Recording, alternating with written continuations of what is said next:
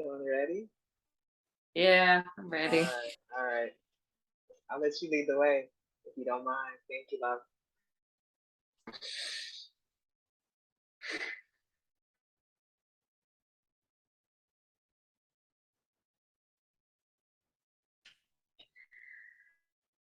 Nothing I see means anything. The reason that this is so is that I see nothing, and nothing has no meaning. It is necessary that I recognize this, that I may learn to see. What I think I see now is taking the place of vision.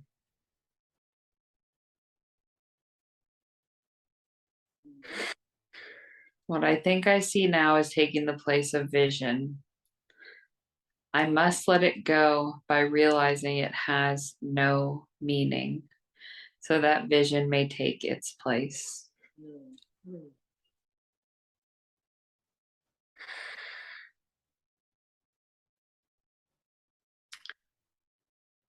I have given what I see all the meaning it has for me.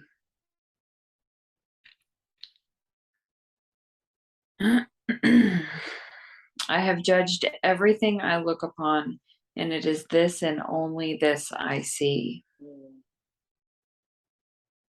This is not vision.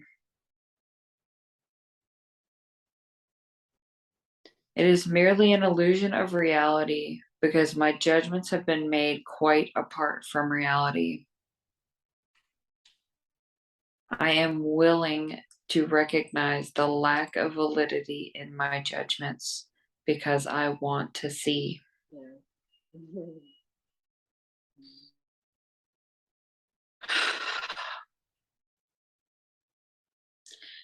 My judgments have hurt me, and I do not want to see according to them.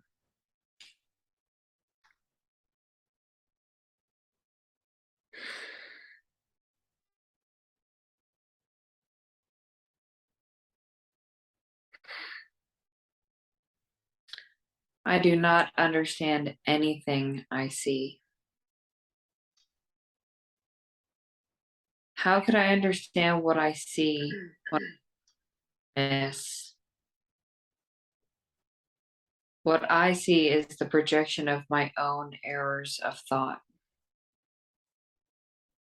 I do not understand what I see because it is not understandable.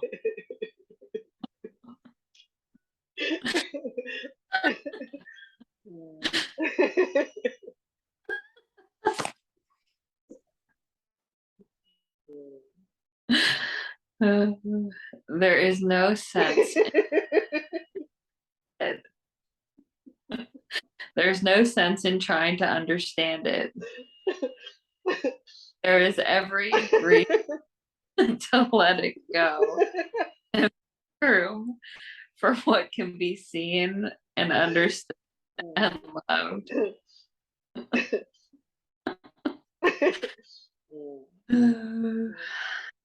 I can exchange what I see now for this merely to do so. I can exchange what I see now for this merely by being willing to do so. Is not this a better choice than the one I made before?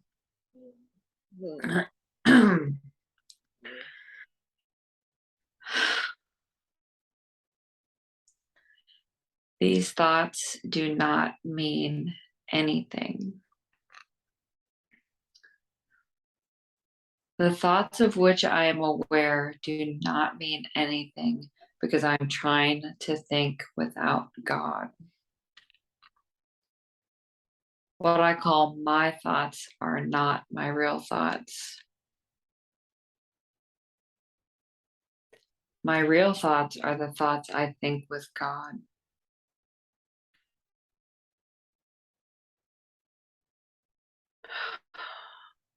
I am not aware of them because I have made my thoughts to take their place.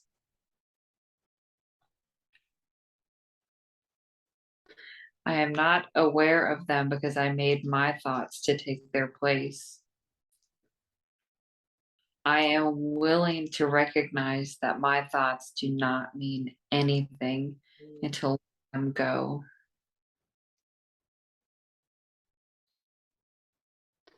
I choose to have them be replaced by what they were intended to replace. My thoughts are meaningless, but all creation lies in the thoughts I think with God.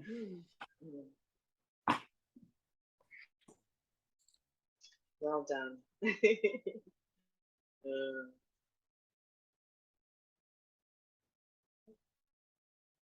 I am never upset for the reason I think.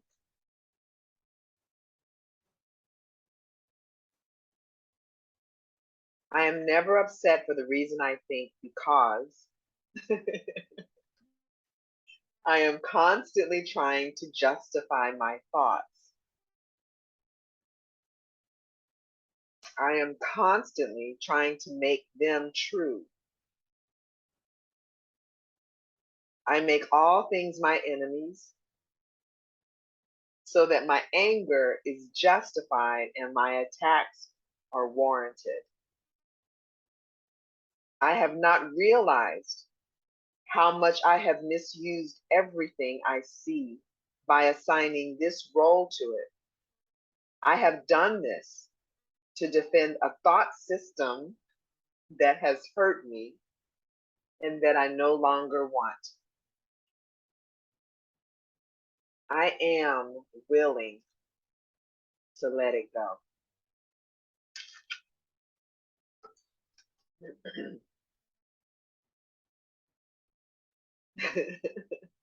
Oh, I am upset because I see what is not there. Reality is never frightening. It is impossible that it could upset me. Reality brings only perfect peace. When I am upset, it is always because I have replaced reality with illusions I made up. The illusions are upsetting because I have given them reality and thus regard reality as an illusion. Nothing in God's creation is affected in any way by this confusion of mind. I am always upset by nothing.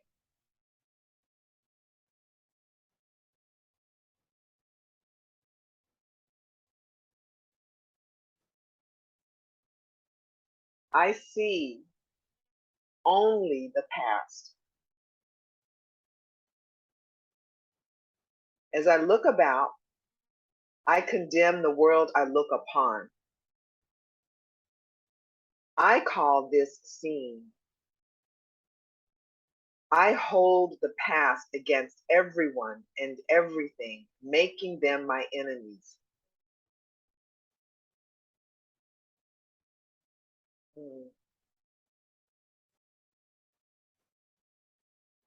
I hold the past against everyone and everything, making them my enemies.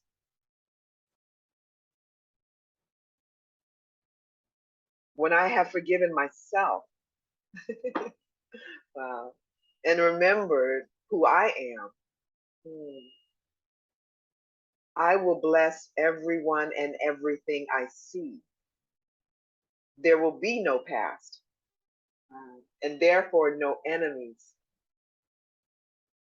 And I will look with love on all that I failed to see before.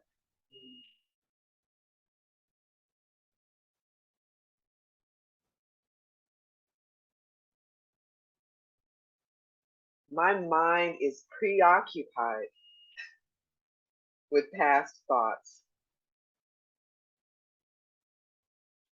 I see only my own thoughts, and my mind is preoccupied with the past. What then can I see as it is? Let me remember that I look on the past to prevent the present from dawning on my mind. Let me understand that I am trying to use time against God.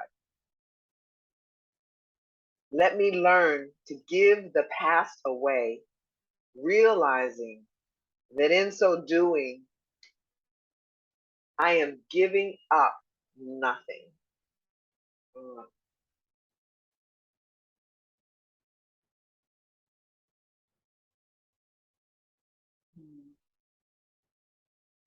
Good news. All right.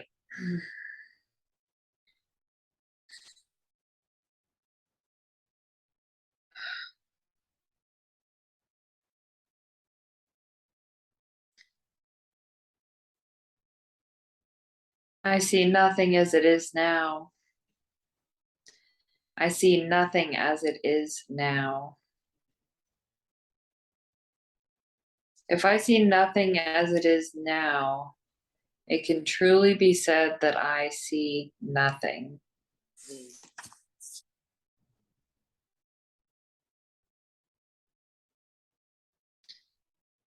I can see only what is now. The choice is not whether to see the past or the present. The choice is merely whether to see or not. I have chosen to see. What I have chosen to see has cost me vision.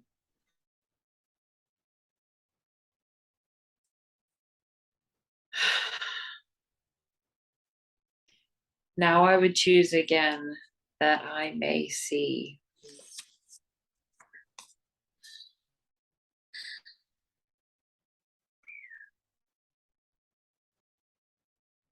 Now I would choose again that I may see. My thoughts do not mean anything.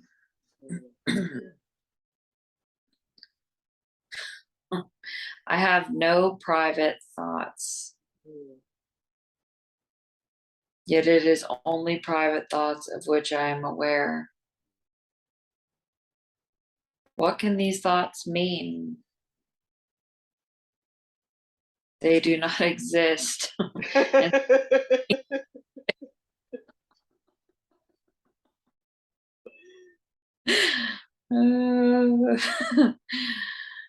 Yet my mind is part of creation and part of its creator. Would I not rather join the thinking of the universe than to obscure all that is really mine with my pitiful and meaningless private thoughts?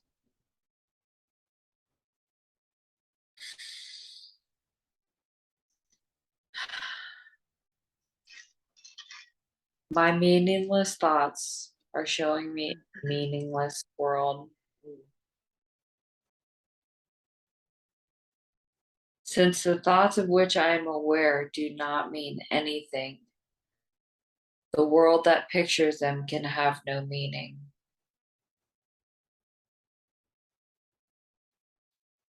Since the thoughts of which I am aware do not mean anything, the world that pictures them can have no meaning. What is producing this world is insane, and so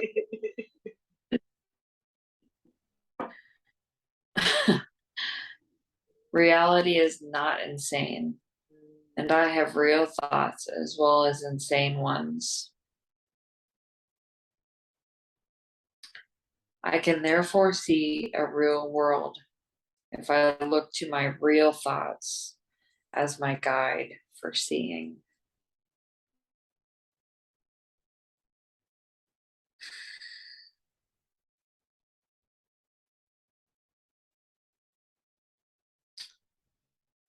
I am upset because I see a meaningless world.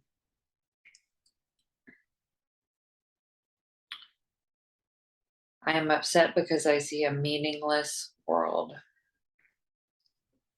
Insane thoughts are upsetting. They produce a world in which there is no order anywhere.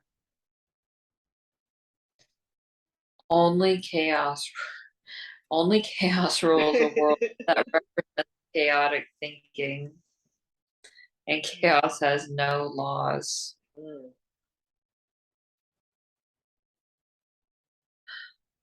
I cannot live in peace in such a world. I am grateful that this world is not real and that I need not see it at all unless I choose to value it. And I do not choose to value what is totally insane and has no meaning. I'm going to keep going. I wish you would. Thank you. Just stop whenever you feel to.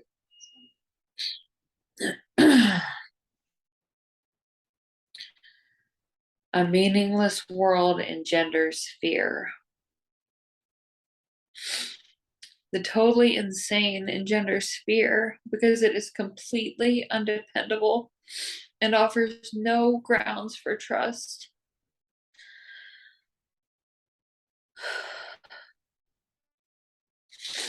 Nothing in madness is dependable.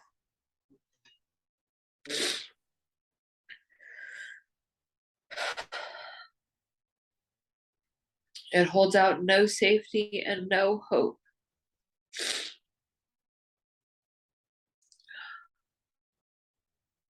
But such a world is not real. I have given it enough reality and have suffered from my belief in it. Withdraw this belief and place my trust in reality.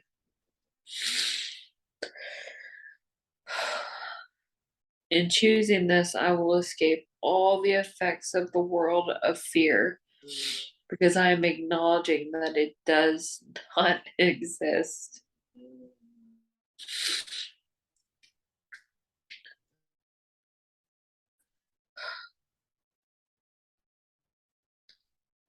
God did not create a meaningless world. Of course not. How can a meaningless world exist if God did not create it? He is the source of all meaning, and everything that is real is in his mind. It is in my mind too, because he created it with me. Why should I continue to suffer from the effects of my own insane thoughts when the perfection of creation is my home?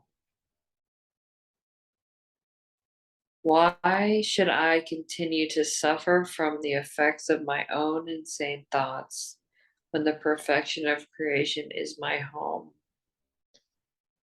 Let me remember the power of my decision and recognize where I really abide.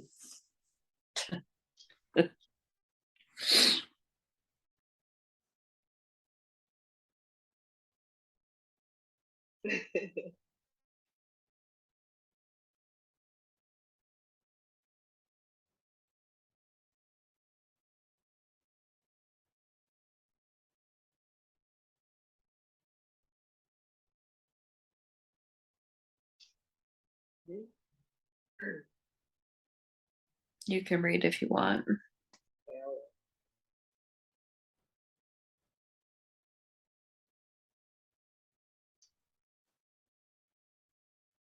My thoughts are images that I have made. Whatever I see reflects my thoughts. It is my thoughts that tell me where I am and what I am. The fact that I see a world in which there is suffering and loss and death shows me that I am seeing only the representation of my insane thoughts and am not allowing my real thoughts to cast their beneficent light on what I see. Yet, God's way is sure. The images I have made cannot prevail against him because it is not my will that they do so. My will is his, and I will place no other gods before him.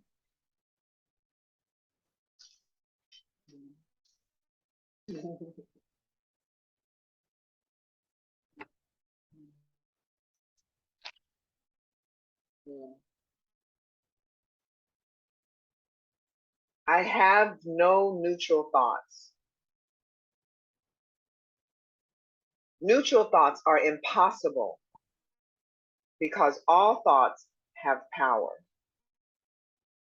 They will either make a false world or lead me to the real one. But thoughts cannot be without effects. As the world I see arises from my thinking errors, so will the real world rise before my eyes as I let my errors be corrected.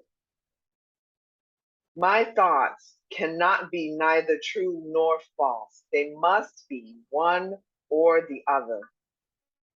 What I see shows me which they are.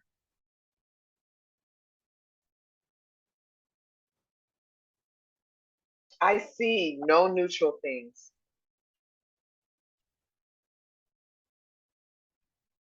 What I see witnesses to what I think. If I did not think, I would not exist because life is thought. Let me look on the world I see as the representation of my own state of mind. I know that my state of mind can change, and so I also know the world I see can change as well. I'll just do this last one.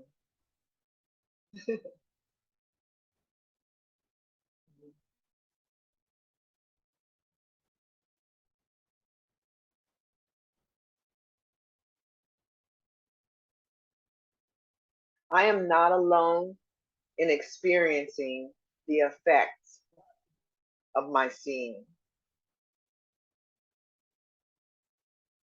If I have no private thoughts, I cannot see a private world. Even the mad idea of separation had to be shared before it could form the basis of the world I see. Yet, that sharing was a sharing of nothing. I can also call upon my real thoughts, which share everything with everyone. As my thoughts of separation call to the separation thoughts of others, so my real thoughts awaken the real thoughts in them. And the world my real thoughts show me will dawn on their sight as well as mine.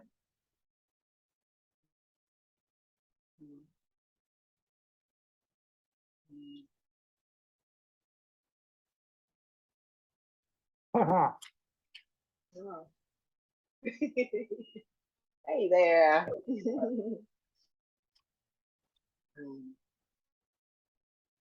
Having fun, Anna?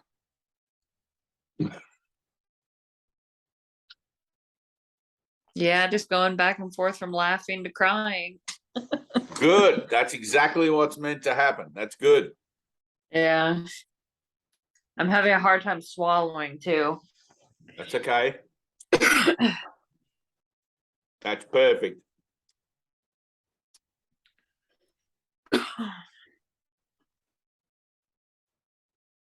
Tina goes back and forth from crying, venomous. I laugh a lot too. Oh yeah, and that, yeah, laughing too. Yeah, there's a couple of punches that get thrown up. You want to go, Anna? You want to take a shot? Are we gonna keep reading? Keep reading. Okay. Woohoo.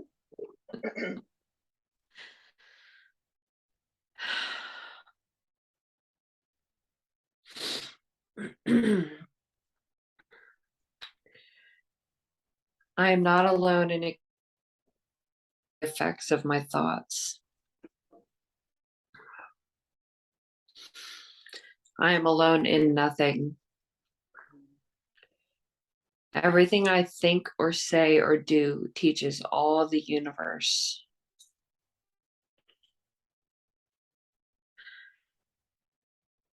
A son of God cannot think or speak or act in vain. He cannot be alone in anything.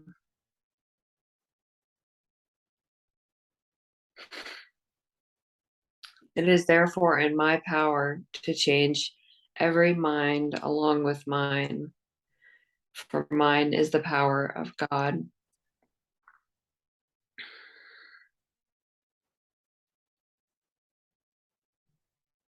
You've got a delay in your video audio.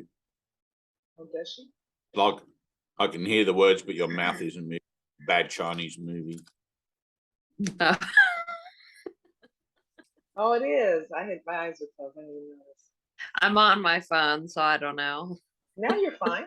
She's fine to me. Yeah, it looks right now. Okay.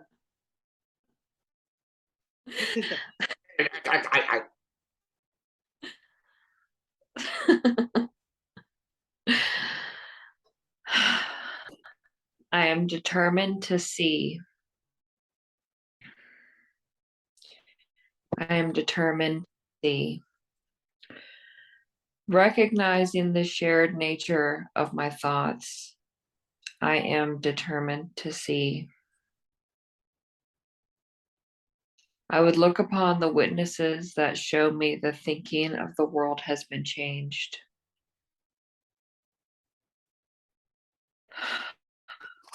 I would behold the proof that what has been done through me has enabled love to replace fear, laughter to replace tears, and abundance to replace loss.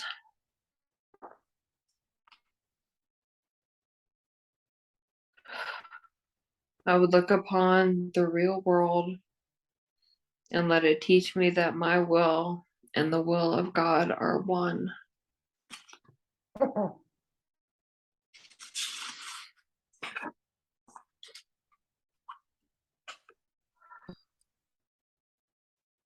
Say it out loud. I will My- look upon the world.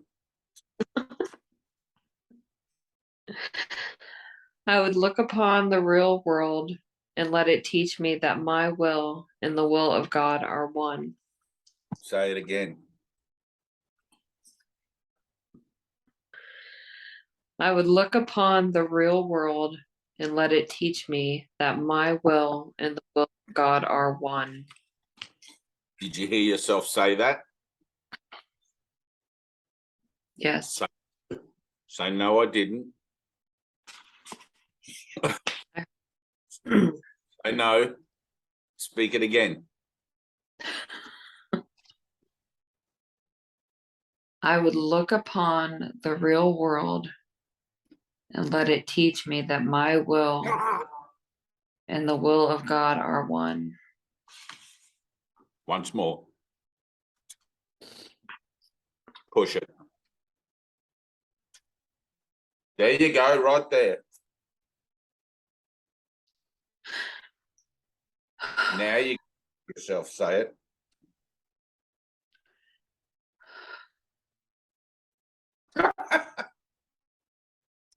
You see how easily convinced you are that you hear something? You see how that happens? It's like, it's a good thing to see, actually. It's a bit of a piss off because you sort of think, well, God damn it, how am I ever going to really hear this? and you'll be sitting in course groups for the next 20 years telling yourself that you hear it, but not having any actual changes happen. You know, exactly. Put the gun to the head, pull the trigger. Boop. Never trust yourself, Anna. Okay?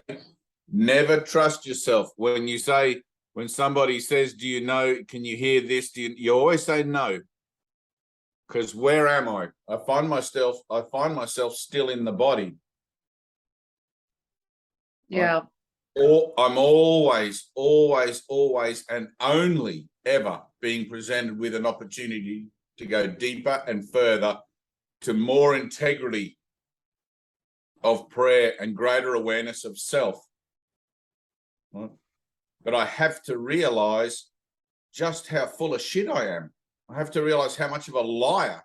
It's like Jesus says that every word that proceeds from the mouth of man is a lie. Therefore, let your yes be yes and your no be no. Any more than these is deception. Have ears, but don't hear. It's why you have to teach this again and again and again. You have to teach it to hear it. When you truly hear anything, truly, it changes you. Anything from this course, it changes you. Any line, it's like the last couple of exercises you and I have been together, right, done together, are listening and hearing exercises where you're repeating the idea again and again until it takes you to a place where you haven't heard it before. Okay, a new place, fresh place where you're engaging with not only the realization that your denial runs deep, but that no matter how advanced or how far you've come in the pursuit of your enlightenment through the purification of your mind using this course and these principles, you still can never trust yourself at all in the entirety of it. I'm always the liar. I'm always the one who's false. God is always true because God is truth, and that's it. As soon as I try to say I got this, or I know what it says, or I hear that, well, I'm a liar. I don't, because the only one thing to know is self. The only one thing that I need to know in all the universe is self, right? And this course is showing me again and again and again with my finger on my nose how much I actually don't want it, how much of myself I'm up against, you know, in my efforts. Yeah. And you get to see where it is that your own half-hearted hearing and your own half-hearted determination plays its part in the corruption and the sabotage of your efforts. Get it? It's like your prayers when you go to bed, right? Exactly. You know it.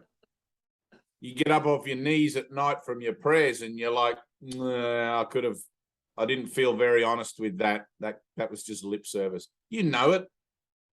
But when you get up from your knees and you've offered a prayer that's really true, it's like you feel it. It's like, woo, that was a good prayer. That was damn good. I'm gonna pay special attention to listen for the answer to my prayer, or to be aware for it, because you put more integrity into it, more passion, more determination. And it takes that level of determination. When you read this book, it's like, I'm determined to see things differently. Right? No, you're not. That's just words you're saying because you're reading a book that tells you to say those words. That doesn't mean at all that you're determined to see things differently. It just means you're reading out aloud in a group.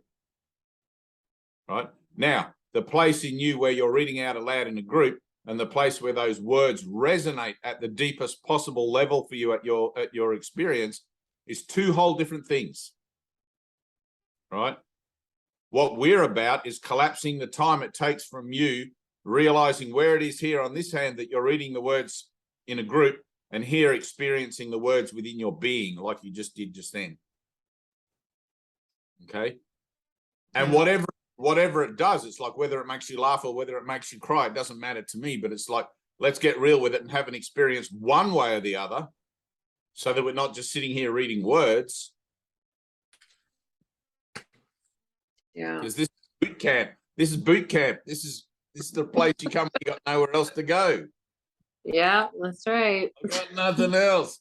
I got nowhere else to go. Whiny little mama's boy. Nowhere else to go. Somebody look after me.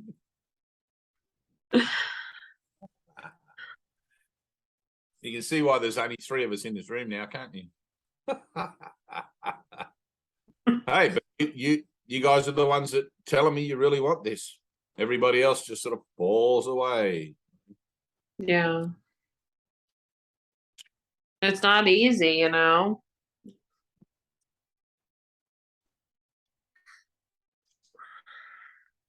You're easy.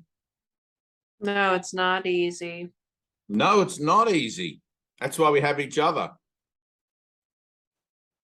It's like you're always looking at your falsity. You're always looking at where it is you're unloving and being judgmental against yourself. And, you know, it's like those are not nice things that anyone ever really wants to look at. We'd much rather paint a nice picture of ourselves as being, you know, look at me, I'm wearing the right clothes, I know the right people, I've got the right money, I've, you know, fitting in. Who the hell wants to do transformation? It's ruthless. It's harsh and rugged and, you know, it's a pain in the butt. But the quicker you get through it, the quicker you realize the basics and start to begin to apply them, the easier it gets and the less you worry about how easy it is or not. You just learn to become more aware of your own sense of inner peace and become more vigilant for things that tick you off. Yeah. It's like it's good because now you've got something you can do about it. But you realize how much crap is in the bottom of your backpack. You know, it's just like, I've been carrying all these rocks around, manipulating myself, playing mind games with myself, telling myself one thing when actually the other is true. You know, I tell myself, yep, I hear these words, but actually I don't. Not at a place where they're useful enough to affect a shift or a change in my consciousness. I hear them just enough so that I can continue to participate in my ideas of what I think spirituality is. And that's what the ego does. It'll keep all that hidden from you. The ego would love that you go to course groups or rehab groups again and again, and it loves that shit. Just as long as you don't make too much progress, you know. Because when you make progress, you're going to get to the point where you don't need rehab and you don't need course groups. And then what's after that? The ego can't tell you. You're on your own. There's no map. There's no instructions. You're free.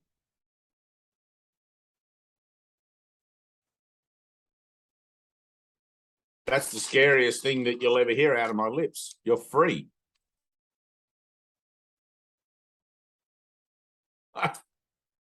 If you think that's not scary, let me say it a few more times.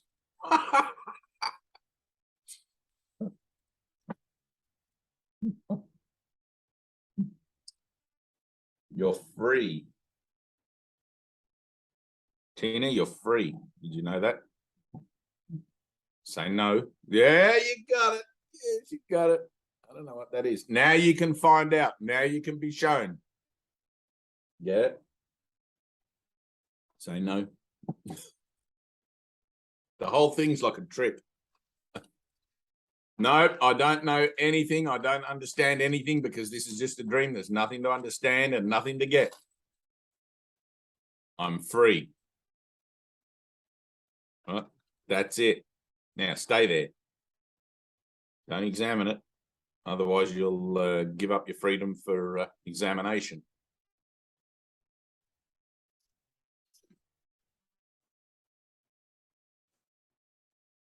It's a place in the mind, really. Paradise is a place in the mind.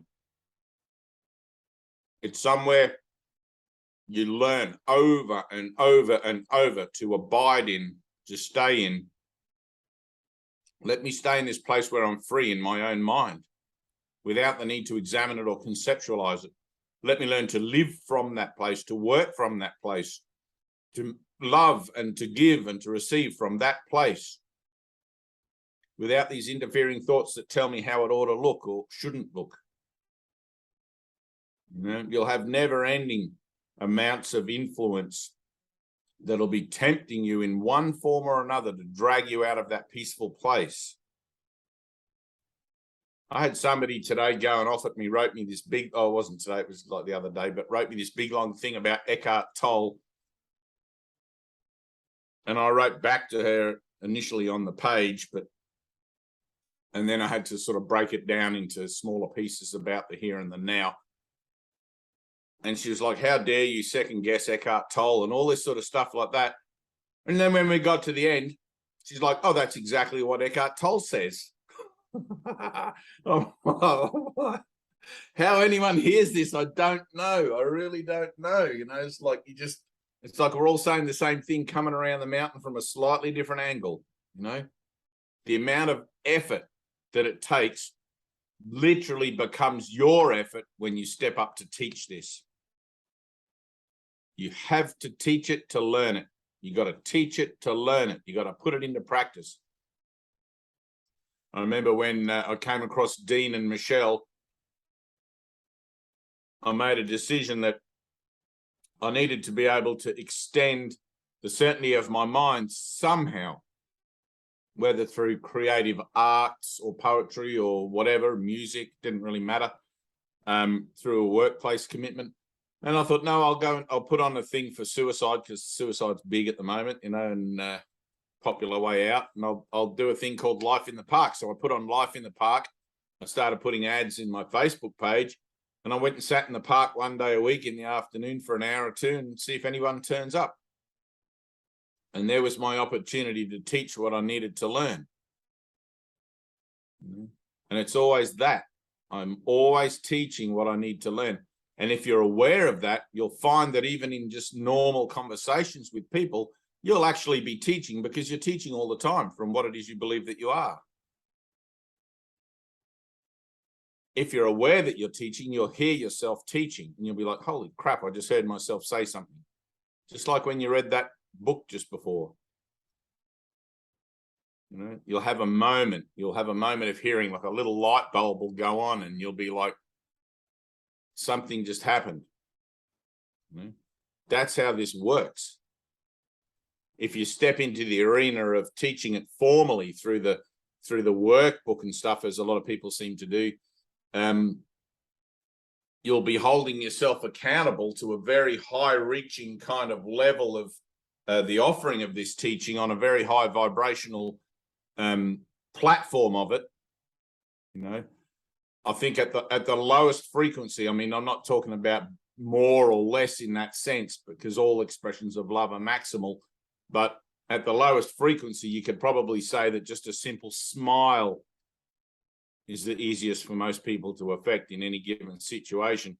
But when you're actually stepping up, you know, and you're presenting this course or presenting yourself as an advocate of a curriculum that has the potential to change people's minds and ideas about themselves, a smile won't do that. It may give them a moment of relief, but it'll be covered over by the ego again. And Jesus says you need to have profound experience to forge lasting change. There's no point in just having changes when you're at a Zoom meeting like this and it's like, oh, I see that I'm not really hearing what I'm teaching here. I'm not hearing what I'm declaring on the deepest level possible for me, right? And you just witness that, Anna. There's a level that you can hear all of this at, which is much deeper than the level that you're allowing yourself to engage with it at now, right? So it's like a student who studies for an exam or a presentation that they have to make, right? Some students will just like, yeah, I'll read the material tonight and the exam's tomorrow. And some guys put in the effort and just go, boom, I've got to study this. I want to cross-reference it. And they really double down on how it is that they're doing their work. you know. So, and what you put into it, you get out of it. So when I tell you that you're always the liar in this, I mean, your ego is going to probably be offended a bit at that, but it's like, that's the truth. And recognizing that is actually an incredible tool for helping you to learn to read it properly and read it with a greater depth at a place where it can affect you and can offer you the ability for change, like proper change. Get it? Because that's what you want. No, that's right. Yes. No, I don't get it.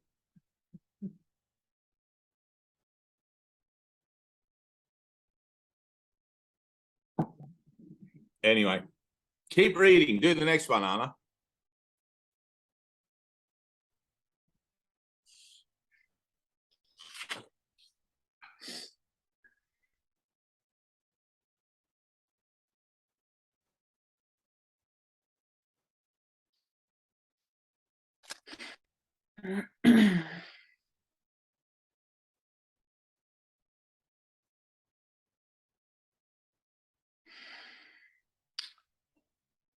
I am determined to see.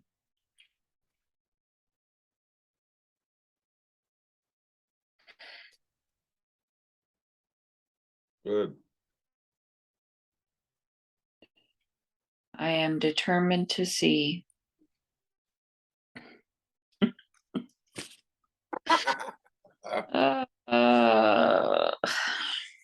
Good. That's where it's at, right there. I am determined to see. Thank you. Recognizing the shared nature of my thoughts, I am determined to see.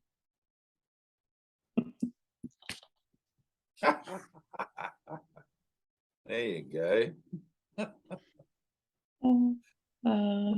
I would look upon the witnesses that show me the thinking of the world has been changed. I would behold the proof that what has been done through me has enabled love to replace fear, laughter to replace tears, and abundance to replace loss. I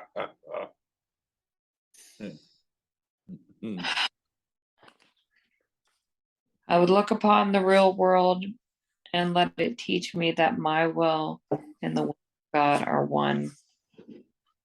Yeah, bullshit.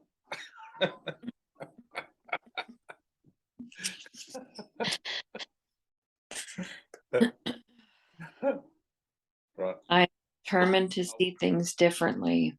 I will stand here and stamp my foot until God gives me what I want on my own terms. That's what I'm really saying.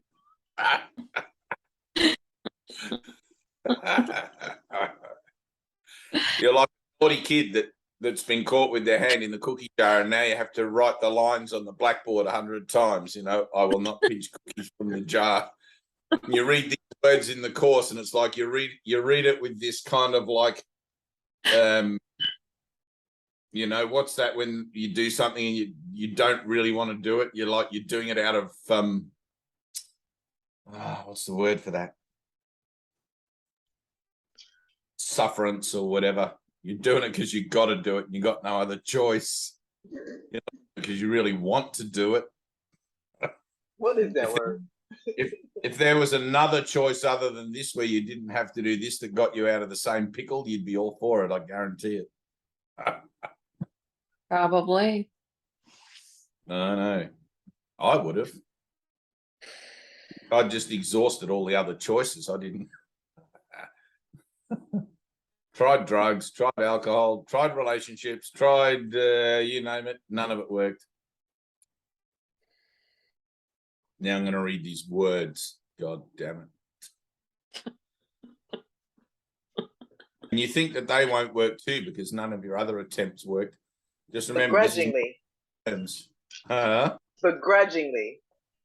Begrudgingly. That's it. That's the word. Begrudgingly. You're up there on the board and you're counting the lines. Yeah. I'm not even going to write the last line. My teacher won't count that there's only 99. That's it. Begrudgingly. You did that well, Tina. Begrudgingly could be a package for you. I suspect it is. I don't know them. All right, go on, Anna. Read again. Let's have it.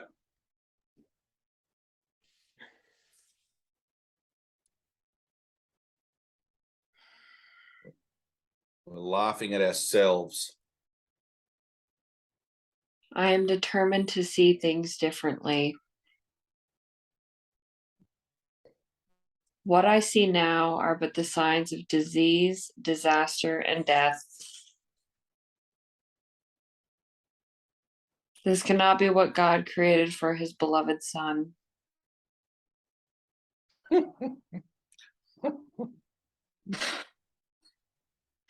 The very fact that I see such things is proof that I do not understand God.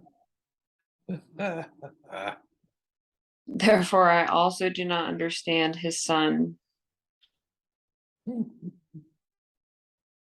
Therefore, I also do not understand his Son. What I see tells me that I do not know who I am.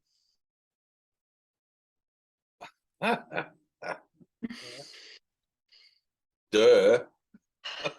I'm determined to see the witnesses to the truth in me, rather than those which show me an illusion of myself.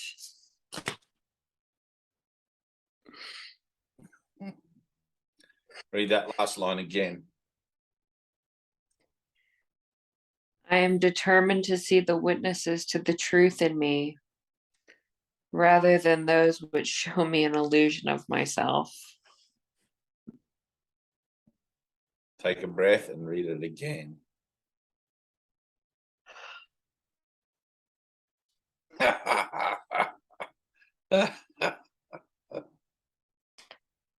I am determined to see the witnesses to the truth in me, rather than those which show me an illusion of myself. Good. That's better. You get it now, right? No. So you can say no. You can say yes this time. Yes, I get it. Only because you did. The idea that there's something to get is false, but it's really more of an ungetting, a letting go.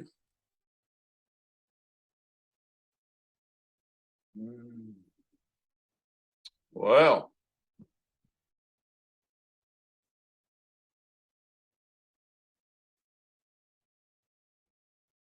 I had a whole bunch of stuff going on this morning at like 5 a.m. as an idea of the past, but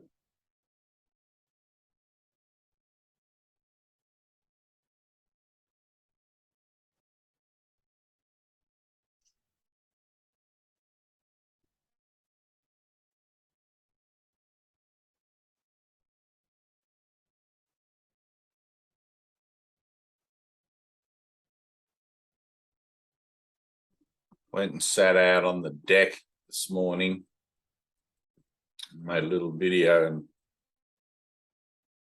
realized just before I made that video, realized how chit-chatty my mind was, which is rather unusual.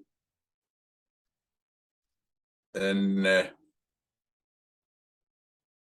was thinking, what is there going on that I'm trying not to look at? Why is my mind so noisy this morning? Because usually it's almost silent. Normally in here contains only the domestic blah blah of making breakfast or putting on clothes or whatever. The idea of storytelling and stuff. I did a little video on storytelling this morning. The idea of storytelling fell away, has fallen away, other than as perhaps being useful for the greater good. But storytelling just for a mechanism of identity, time, space, location is pointless. So I was sitting there and I did my prayer beads,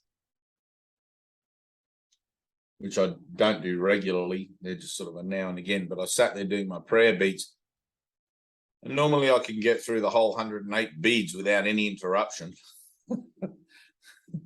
And today it was just like, I don't know, it felt like every 10 beads, there's like some major thing going on, like blah, blah, blah, blah. And I realized that the residue in the Course, Jesus calls it the blessed residue. The residue of my temporal association, this bodily form, is held together only by denial. It can't be held together by light, because it represents a denial of light. And even in its use by the Holy Spirit for this purpose, it's still through the reinterpretation of dark defenses that it's able to be useful up until the point where you no longer need it. And I was looking at that idea, and I thought there's all these opportunities. Like, it takes me only 5 minutes to go around my beads usually, and there was all these opportunities showing up to be still again, with all this chit chat going on in my mind. Because like when you do your beads, you like do a mantra, you know, repeating it again and again, whatever your mantra might be, and all this stuff showing up. And I realized that I'm misinterpreting some sort of prompt, some sort of thing going on, right? My ego's taken a hold of it and trying to use it to start a conversation in here, you know, which I'm not interested in doing, because you can spend a lot of time back and forth with your own thoughts in there, and before you know it, you've been like when kids daydream, you know, they just sort of, they're over some other land building sandcastles and wondering what kids in Italy make, and for ice cream things in their ice cream shops and stuff. You know, your mind can go anywhere and do anything. And so I realized I was being tempted to come out of that peaceful place where I'm doing my mantra and everything again and again and again. And I looked at the reasons for that, and I actually couldn't find any. Right? I actually couldn't find any reasons. It's like there was nothing going on. I didn't have to be anywhere. The phone wasn't ringing. There was nothing. It was just like random chatter. And I was thinking, this is very strange, you know. And then I realized when I was doing my beads, I realized that the nature of my own residue is so thin. There's like so little left. And I often think about this, but I never really get an indication of it. But there's so little left that I don't actually know how long I've got left to be able to animate this vessel. You know, if you were to say to me a week or a year or 10 years or 20 years, I couldn't actually tell you. You know, whereas somebody that you might meet in the street would have a whole story going on about, oh, my family all live well into their 90s and I'm only 57 or whatever, and all these bodily association ideas. But it was just kind of amazing that I couldn't put my finger on any kind of association for age or longevity or anything like that. And all of these things were tempting me to not look at that idea. And so I did. I sat and looked at that idea and realized that in the idea of being the residue, the blessed residue, having already returned the Christ to eternity, that my time here is short. You know, it was kind of a bizarre thing, but I just couldn't put my finger on it. I've never had that thought before. I've had thoughts about death, as everybody does, you know, like, hope I die quietly in my sleep, and, you know, have people. I'd like to die in the company of some super sexy person that makes me feel good. All these sorts of, you know, these fantasy ideas of death and how we glorify it and like whatever. And I couldn't find one. I just couldn't find one at all. It was just like bizarre. And it's like only a couple of weeks ago, in time, this is like Tina the Pyramid, right? So you're sweeping off the levels, right? And you get to the top and you've just really made more of a mess as you go up, and then you got to come back down again, right? So this is my down. So I've gone to the top and transcended time and space. Now I'm coming back down and I'm cleaning the mess that I left in the way to get up, right? Which is what all this is. But it's at the point now where it's clean. So I look at the idea of the blocks. This is for me personally, because like your awakening keeps pace with you. I look at the idea of the blocks in the course as kind of, there's not really any block, right? There never was. But when you use the course, Jesus gives you things you can relate to so you can see the progress of your own transformation. If he simply said to you, hey, Anna, there's no such thing as a block to love's awareness. What the hell are you doing? Just be happy all the time. You wouldn't know what the hell he meant by that, because you couldn't get from where you seem to find yourself to where what he's talking about is true things, right? Which is like in that lesson that you just read. You wouldn't know how to bridge the gap there. So you need this whole mechanical kind of thing called the transformational process. And you get to look at these things called blocks and relate them to your life and things that you can understand.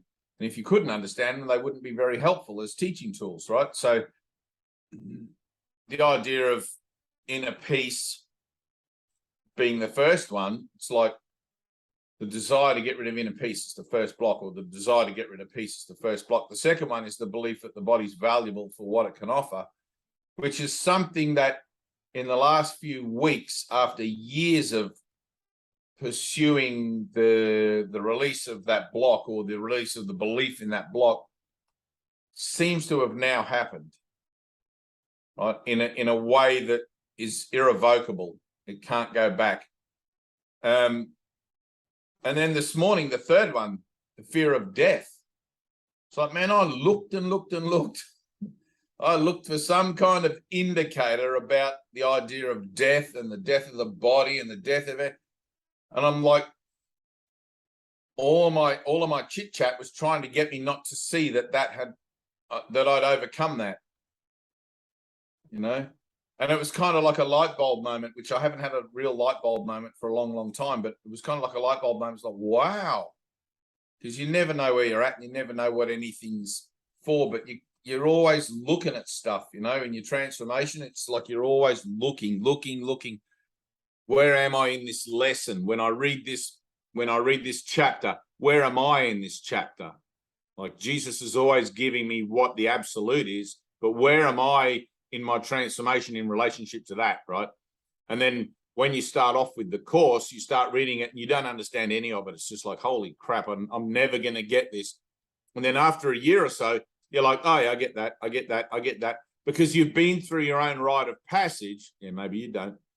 You've been through your own rite of passage where stuff starts to make sense and you start to put it into practice. And you can see where you're at now in the chapters, right? You can see where you're at now with the concepts and the ideas and the principles. And so when I looked at that thing this morning to see where I was at with that idea of death, and I actually couldn't find, man, I sat there like hardcore. I couldn't find anything. There was no desire for or against that idea of death. And where Jesus says in the Bible simply that there is no death, that's what I found. It wasn't there in me. And a couple of weeks ago, after looking at the finality, or what appeared to be the finality of the second block about the body, I was expecting, I guess, in a certain way that things would just follow form and I'd start to naturally maybe look at the third block. But it happened so quickly. It was just like, for a second, I looked at it and then it wasn't there, or it wasn't there when I looked for it. I should put it that way. And the fear of love being the last one, it's like, well, what does that even mean? The fear of love. In this world, the closest thing that you'll ever have to an experience of understanding what the fear of love will be is, on a very basic level, is the fear of intimacy in relationships. Letting someone totally in and letting yourself be totally honest with somebody else. That fear of intimacy, it's like when you're reading that lesson this morning, Anna, that fear of intimacy, it's like in relationships, we operate on this superficial level of relationship to maintain the defense mechanisms of the ego.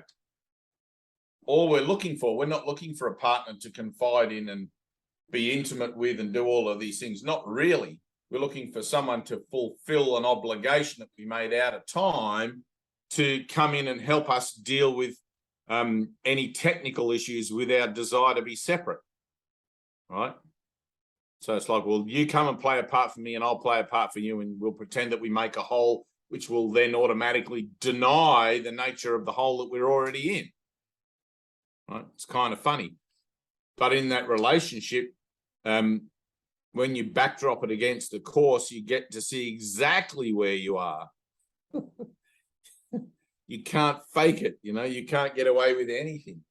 So, which is one of the things I love. You find yourself in the page and it's like Jesus says, this is what you do and blah, blah, and this is how, you know, being human is and whatever. And you're like, nah, that's not me. Maybe that's someone else, but that's not me. And then you'd be doing the Course for a while and you'd be like, oh, that's me. Because other stuff that was in the way of you seeing that it was you has been removed so you can see, right? It's like the only person you're kidding is yourself. So learning to read it, learning to focus, learning to be totally with what you're reading is really important, Anna. It helps you to find yourself in the pages. It helps you. It's like when I was doing my beads this morning and I was out there and I'm like, God is but love and therefore so am I. And I'd be like, get through half a dozen and then there'd be like, so I should probably backstory a little bit. So when I do my beads, what happens is that when I do anything, when I sit and open my mind, right, which is what the repetition of doing beads is, when I sit and open my mind, there's a moment that happens that it happens automatically. I can't control it. As soon as my mind becomes still, it just automatically pops open and the light comes through and there's this kind of moment, a holy instant or something happens, right? I don't want to try and put words to it too much. But so when I do my beads, I always get that. I always get that interruption. But I was being presented with this babbling. So at the point where that was about to occur through doing the mantra, I was distracted, right? That was my cue for looking at what was going on for me. And it'll be the same for you guys exactly, right? All your distractions when you're doing your prayers and you think, all of those distractions are trying to get you to not look at what's actually about to happen for you or what is happening for you now. Okay? Which is why it's important for the mind training. It's like, all right, well, let me be extra vigilant for my mind training. Let me really hear what I need to be about here. Let me teach this so I can hear this, because there are, like my Father's house has many mansions. There are levels, there are doorways that I can go through in my mind that I'm not even aware are there, except by the fact that my ego tends to set off some kind of alarm inside whenever I get close to them, right? It's like the only way you know a black hole, a scientist can tell where a black hole is because it moves the light around it. You know, it shows up by not being there. I don't know if that makes sense, but does that make sense? Right. So I'm not a black hole scientist, but when I looked into black holes and that was presented, it's like, oh, of course, that's exactly what the ego does. It hides there, and the only way you can tell that it's there is by what light moves around it. You know, it's like it's an invisible thing. So, which is pretty groovy. But you have to be determined. You know, if you were looking for a black hole, you got to be peeping through that telescope, and you can't just be whizzing it around the sky going, no, no black hole there, no black hole there, no, don't know what they're talking about, black holes. You got to be willing to sit there and focus and wait for that shift to occur where you can see the light indicate the presence of the black hole, right? That's exactly the same action of mind in this that we're doing. We be still and we wait. And we wait and we tune into the presence of what we can't see and what we don't feel, right? The kingdom of heaven isn't a bunch of buildings on the other side of magical trapdoor in our brain.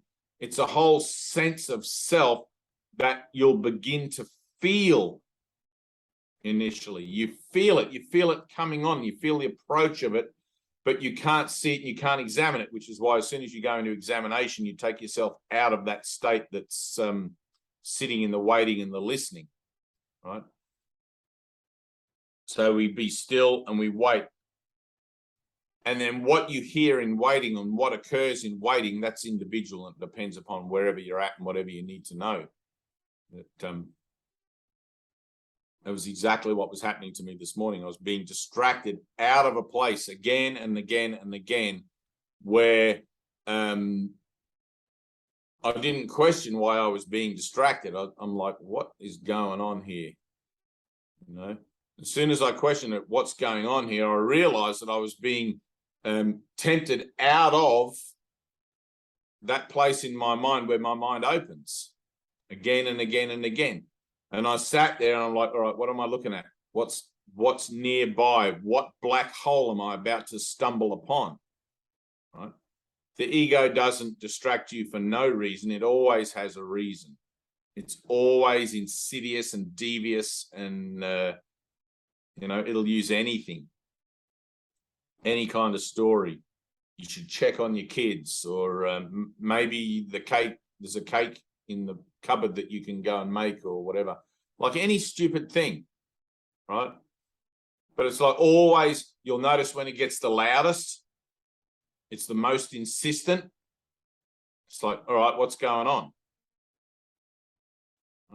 It's always when you're making your best effort. It's always when you're getting closer. And the closer you get to God, the more powerful that attraction to listening to the ego is going to want to be, which is why you have to be determined in your reading, I'm determined to see things differently. I'm determined to see the Christ in my brothers today. And I know it's not easy. Oh, there's Bibiana. Hey, Bibiana. Hello, everyone. I know it's not easy, but like Jesus told you that at the beginning, the way is steep and the path is hard, and there are a few that you find on it. It's like, that's only up to a certain point. You know, I'll give you my word on that. It's only up to a certain point where you get to the tipping point of mastery, if you like, of how it is you're applying the concepts or the principles in your thinking, and then boom, it all seems to be downhill. But until you reach that point, it's just like, oh man, when is this ever going to end? When am I going to get through this thing that I've been looking at? You know, and if you're not willing to change, if you're not willing to step out of that comfort zone, you're going to be looking at it again and again and again and again, right? Sometimes the changes are physical. Sometimes you have to actually get up off your butt and do something, go somewhere, talk to people. There's this whole thing. Don't become dependent or fooled into the idea that everything's going to happen just through your own efforts. It's not. You have to allow yourself to be led. You have to listen, allow yourself to be guided. That's what inner guidance is. Okay. So Anna's going to go and stay with Tina.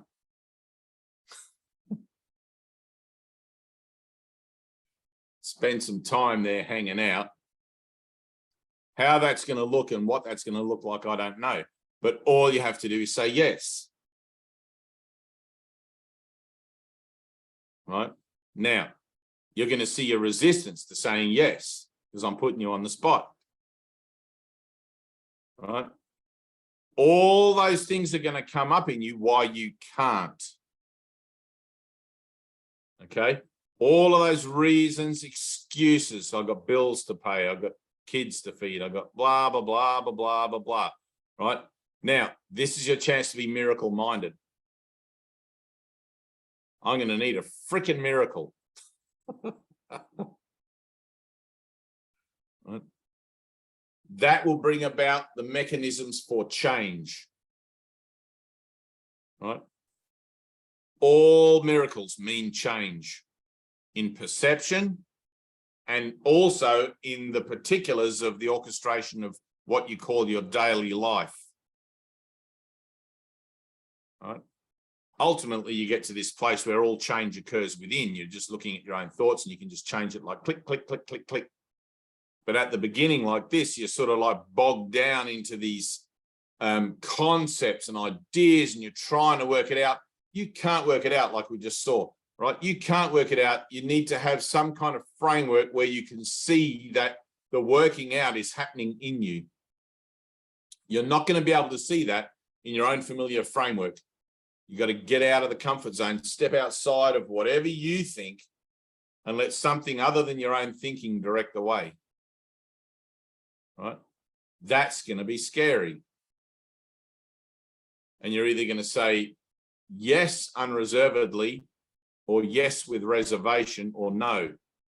But only yes unreservedly is going to bring you any fruit. With maybe some chili on top. Right? The last thing, right, hear this. The last thing anyone wants is total freedom. You just want to be free enough to express yourself as how you think that ought to look for you, right? But total freedom is completely terrifying. But you're not going to experience it until you're willing to let go. You're not going to experience it until you're willing to say yes unreservedly to God. Not to me, not to Tina, not to Course in Miracles, not to anything like that. It's like, I'm just going to say yes, and I'm going to allow, there's our Heidi. I'm just going to say yes, and I'm going to allow whatever the orchestration that yes necessitates to occur. And every time I find myself in resistance, I'm going to choose again. I'm going to make a decision. No, let go of the resistance, have faith, and take another step. Okay? Now, when you say truly yes, everything will be orchestrated. It may turn out you don't even need to go. There's nothing for you to participate in, right? Because it's not actually about going anywhere or doing anything in time and space. It's about the yes. Can you hear that?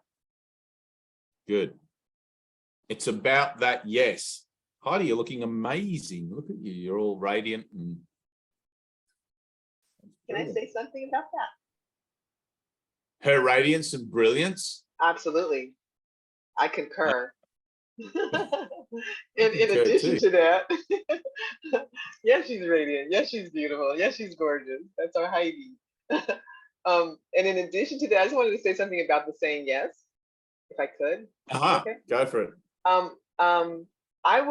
You told me when I first kind of met you, sort of, or when, anyway, as things started to happen, you gave me an assignment to join with Ted. And I was right. I was terrified. I was so afraid. Right. But I just said yes. And I was so scared. I was like, oh, and I messaged him. And I'm just saying this.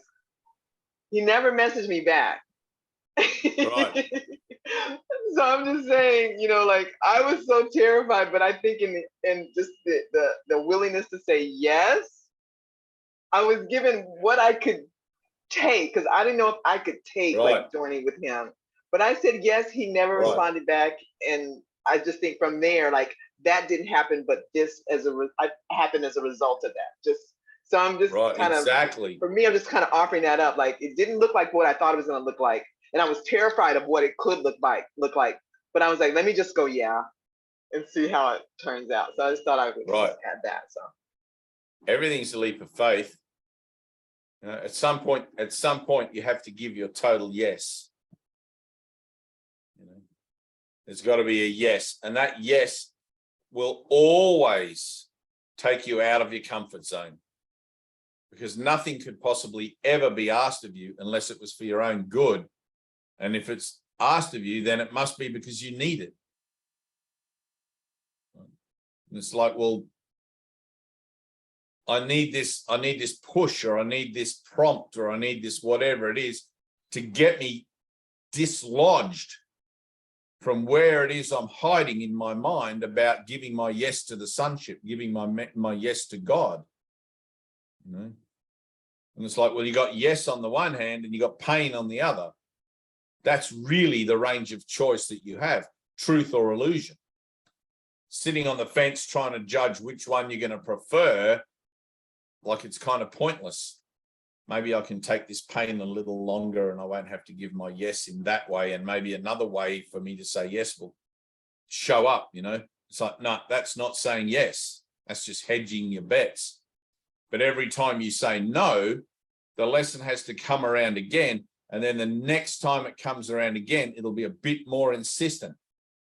It'll carry a bit more weight with it. And you'll be like, oh man, not this again. This is what you'll recognize it. You'll be like, this is what I said no to last time. Maybe not the form of it, but energetically. You'll be like, this feels exactly like the same situation when I said no last time. Right? So Anna, and whether you go or don't go, that's not up to me. Right? It's nothing. I'm just playing a part you've asked me to play. I'm just a messenger. I don't care what you do with the message. Right? But I can rejoice as the messenger. I can rejoice in your yes along with you, knowing that the message is always for your own greater good.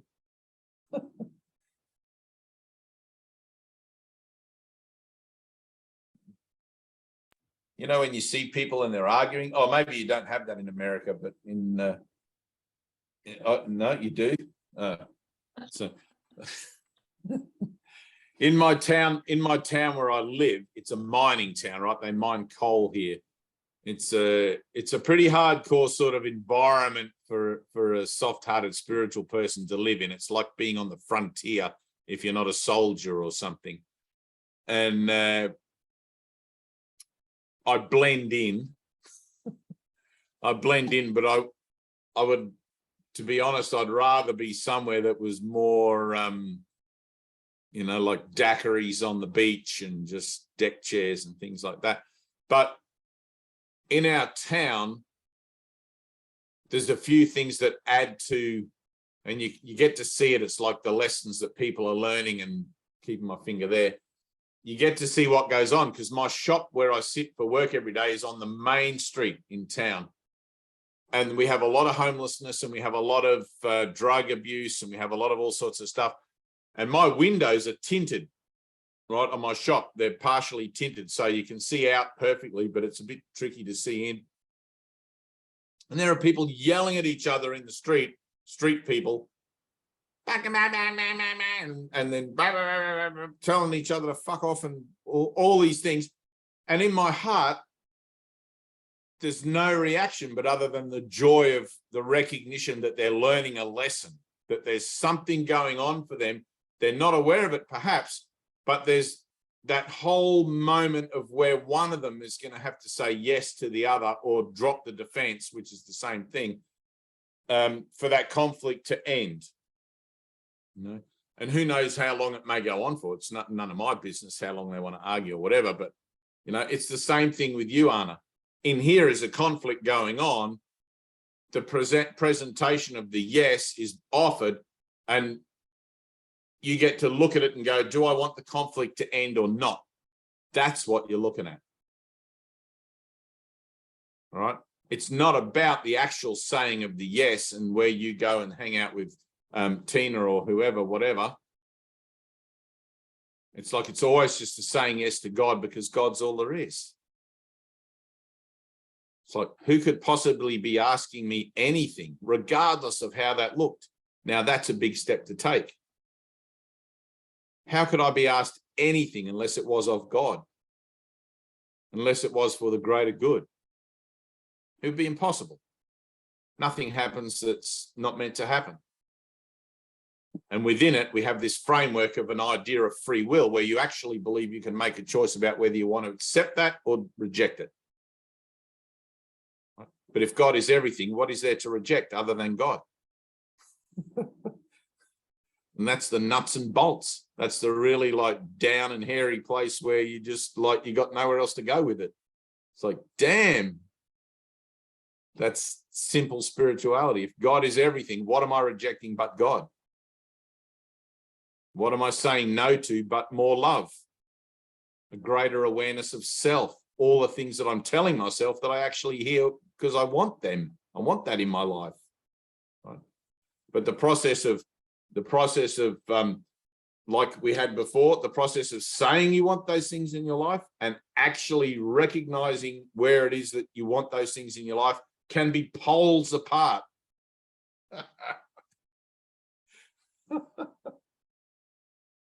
And I know it sounds a bit like I'm picking on you, Anna, but it's like you've been up against this same one for a while now. It's time for something to shift, right? I can only present you that as a possibility or as a potential. It's up to you to be able to recognize and go, you know what, you're right. It's like when you're a drunk, right? And your friend comes up to you and goes, man, it's time you got off the grog. You know your friend's right. You may not want to hear it. You may enjoy your groggy lifestyle, but you know somewhere your friend is right. It's like your heart always knows. You just know when you hear something that's true, you just know it. It's like, yep, this is doing me no good. I'm repeating the same cycle again and again and again. I'm feeling the same emotional load again and again and again. Something's got to shift, and it's got to be you. It's like Gandhi says, be the change that you want to see in the world. Right? Now is your time to be it. Now is your time to say yes. I'm not going to tell you to say yes, though. I'm fully aware that you'll probably want to stamp your foot and kick and scream. And what was that show, Yes Man, with Jim Carrey? Jim Carrey, Yeah. John Carrey. And he had such resistance to saying yes because he had his lifestyle all set up, and it was just like he was insulated against having any kind of experience of love because of what that might look like. You know, he kind of fucked it up along the way a little bit, but that's part of the learning too. That goes along with the territory. So anyway, there you go, Anna. I told you that I would give you homework. That's your homework. All right. Good. So next week, I'll expect to see you there next to Tina in her room. And, right. Hey, but remember, it's here and it's here. Right. The miracle does this, brings them together. What seems to be time and space and contained within potential, in your yes, it's automatically collapsed already in you because the Holy Spirit doesn't work in time.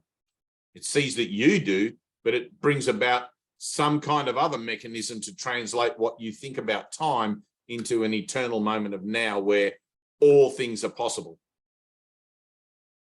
Okay, so just keep an open mind. If you're saying yes, keep an open mind and just keep saying yes. Keep that door open to whatever's presented and however that's going to look.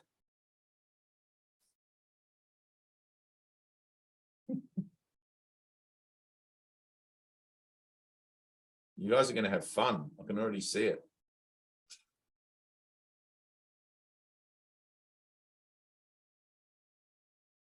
Hey Heidi, where you been? How's the crows and the rats and the chickens and things?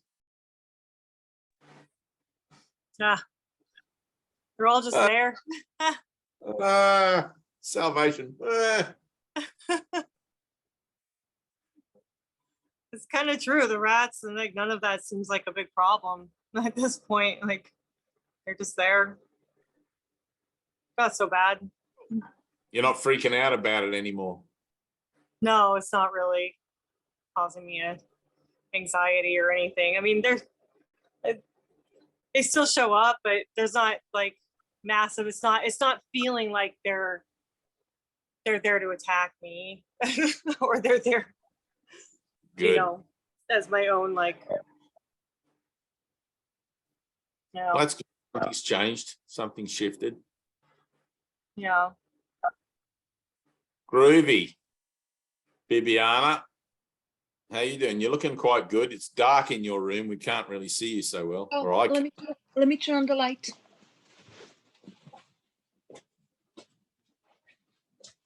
Be the light. Actually, it looks dark in my room. Face this way.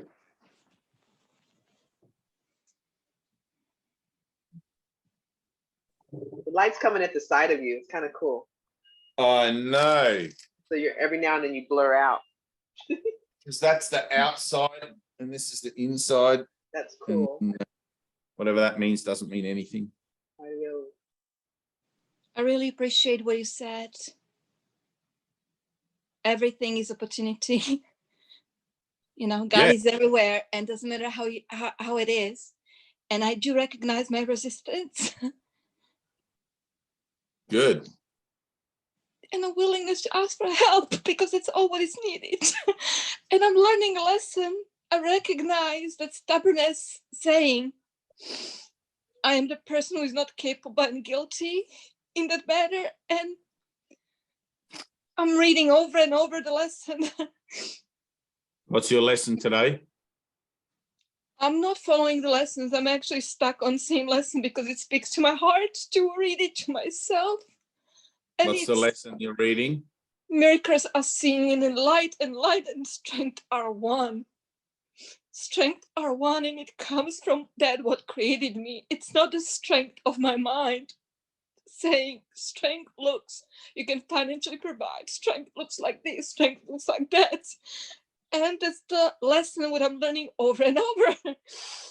When It actually is the strength of your mind. You're not separate. I'm repeating the same lesson, and I recognize my resistance. That's what it is. Yep. And Good. again, it's that simple willingness. Do I want this conflict? Do I want to create this conflict? Do I insist it's not for me? It is for me. It is for me. It's tailor-made for me. Of course it is. And everything collapsing, everything what this mind gave a meaning, be able to travel, have freedom to travel, have time to travel, have money to travel, to have responsibility to be a mother, and all this baloney story in my life. Everything is collapsing. I can't hold on anything. Everything going to shit. Yay. Everything, in that story, in that anger, in that resistance. Good. I just want to be angry because nothing works to my fucking preferences. You're like a slightly more advanced version of Anna. And I just see each morning, that's how I start my day. I'm listening to lesson and over, or I'm listening to Michael Singer. And I see every interaction, I got Unity magazine. I don't know, there was one sentence, and my first word was again, fuck. Because I recognize the truth again. Every moment, I don't know how it's said, but it says every moment is opportunity to awaken to my spirit's full potential. Yeah. And I'm insisting, no, You're just I am seeing this again person. and again where you don't want it. Yeah, I do see it. And Right. Now, ready? yeah. Recognize what a liar you are. We're doing this course like we just went through this with Anna. Anna, this will be you in 6 months if you don't say yes. We just recognized in Anna, right? And I've recognized it in me plenty of times, where the idea of wanting salvation or wanting healing on your own terms, it's like it's constantly trying to direct the flow of things to affect what you think your own best interests are, even though you don't even know what your own best interests really are. You're in this kind of paradoxical place where you don't know, but you think you know, and you've got to make that choice to just let go of both things, both sides of the coin. It's like, I've got to give this to God. I've got to say yes, and then allow that yes to play out however it's going to look. And the fear that always gets brought up in that is, what if I lose everything? What if I lose the little I've got? Right? And it's like, well, when you got nothing left to lose, you're free. Not as far as possessions and things and whatever, but beliefs, false beliefs about yourself. It's like we're going down this rabbit hole. We're looking at the idea of who am I or what am I again and again and again in relationship to all these things that seem to show up around us to tempt us to believe that our relationships are reciprocal or should look a certain way. And they're not. We're discovering in a painful manner that they're not, and they don't look a certain way, and that we actually can't have our cake and eat it too. We're like a spoilt kid. I'm scaring myself. You know what? I know it's just a thought, but it's like in that story, there's some kind of plan like, oh, down the line, you just have to kill yourself. And I'm like, right. And that's why I feel like there's nothing to hold on because nothing works. I traveled the world, and I still was hungry for more traveling. It never satisfied. I wanted a kid, now I'm a mother. Now I don't like responsibility, what comes on it when I'm alone with everything. And I want to love my kid and be the best version of me. And then I told myself story how I'm failing. And yeah, it's a mess. It's a hot mess. and I use every moment to be right about myself. I see that. I work as a nanny with a beautiful, beautiful baby. And I see that love just flows. And I am seeing innocence. And I'm willing to recognize myself innocent too. That there are no requirements because I'm not in my head. And then I'm back to this story. And it's just so emotional, emotional. And that part of me says like, oh, you're menopausal, you fucked totally. So all of that, I don't know. It's a ride. And I know. The storyteller. Yeah. As you said, if it's not yes, wow, and thank you, I need to ask for help. I listen to it. That's simple like that. Am I living life reality? Or am I living my mind, the story of it? Yeah.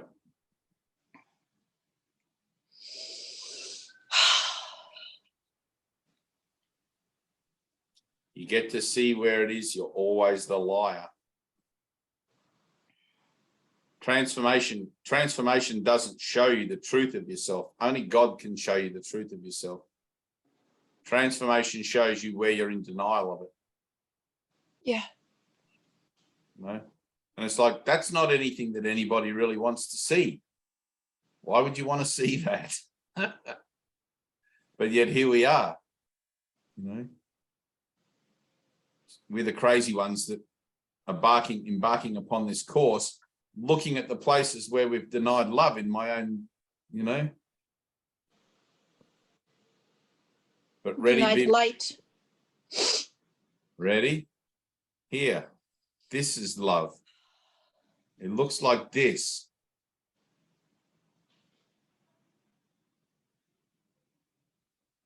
Now, don't examine it. Just stay there. It looks like this. And you'll have all these other references for experiences of love or whatever, happiness or whatever. And you'll tell yourself, well, those things are love. This isn't love. This can't be love because I don't feel the way I felt when I was feeling all those other things. But literally everything is love. In this world, it looks like this, right where you're at now. The only reason you're upset is because you don't want it to look like right where you're at now. Yeah, exactly. Okay, so literally the key to moving on from where you're at right now is accepting that this is what love looks like right now. Acceptance is the key. You keep coming up against resistance, and looking at it, making stories about it and banging your hand on the desk about it and all these sorts of things and seeing how crazy you are about it rather than accepting it. As soon as you accept it, everything gets restored to you. It's like, oh, I get it. This is what love looks like for me now. I need to accept that. Now, the place where I tell you that you need to accept it, how it looks, and the place where you actually accept it are poles apart. The same like Anna, okay? You'll say that you want to accept it. You'll say that you want to move on from where you're at and accept God's grace in this moment as being love, looking like exactly what it looks like. But that's not the truth. You saying that is just words. Your acceptance of it is somewhere else in your heart. It's where you bring those words and your heart together in a prayerful manner to not only examine why you don't want to accept it, but to include the miracle into that mix so that your acceptance of it in itself becomes miraculous. Because the only thing you're ever going to see is an impossible mountain that you swear you're never going to be able to move. All you're going to find in your mind is thoughts to the contrary. Because truth doesn't abide in the conscious mind. There's no love in concepts. So the place where you're looking at it conceptually and the place where you're accepting it have to collide. They have to be brought together. Right? It's like when we read these words, Anna and I had this moment, we've had it a few times now in the last few weeks, when you read these words and you're not really connecting with them. But when you're made aware that you're not really connecting with them, you can read them again and give yourself such determination that you hear where it is you're not connecting and automatically connect. Right? And then you'll have an experience, and it's always going to be either laughter or tears or something like that. There'll be some kind of emotional release because the words and the concepts and the ideas of your salvation are designed to push you into places you don't want to go. It's like a trap.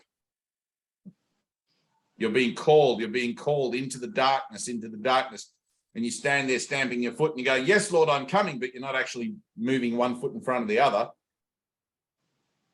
Does that make sense? Yeah. There's no point being a master of concepts, a master of ideas, a master of theory. What's the point of that? Nothing changes. The change comes when I need to accept this situation exactly as it is, or the world exactly as it is. And here's me over here realizing how I actually don't want to accept it. Right? Those things have to be brought together. That can only happen miraculously in your willingness to say, yes, I want that to happen. I want to heal this whole resistance I have to accepting where I find my feet. Because you can't move on from any lesson. You can't move on from anything until you've accepted it.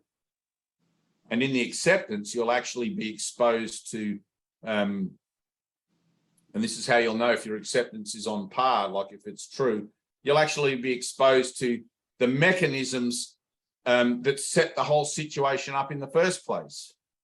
And you'll see how everyone's playing a part for you, and you'll feel compassion and love and true empathy for them in your heart, right? Including yourself.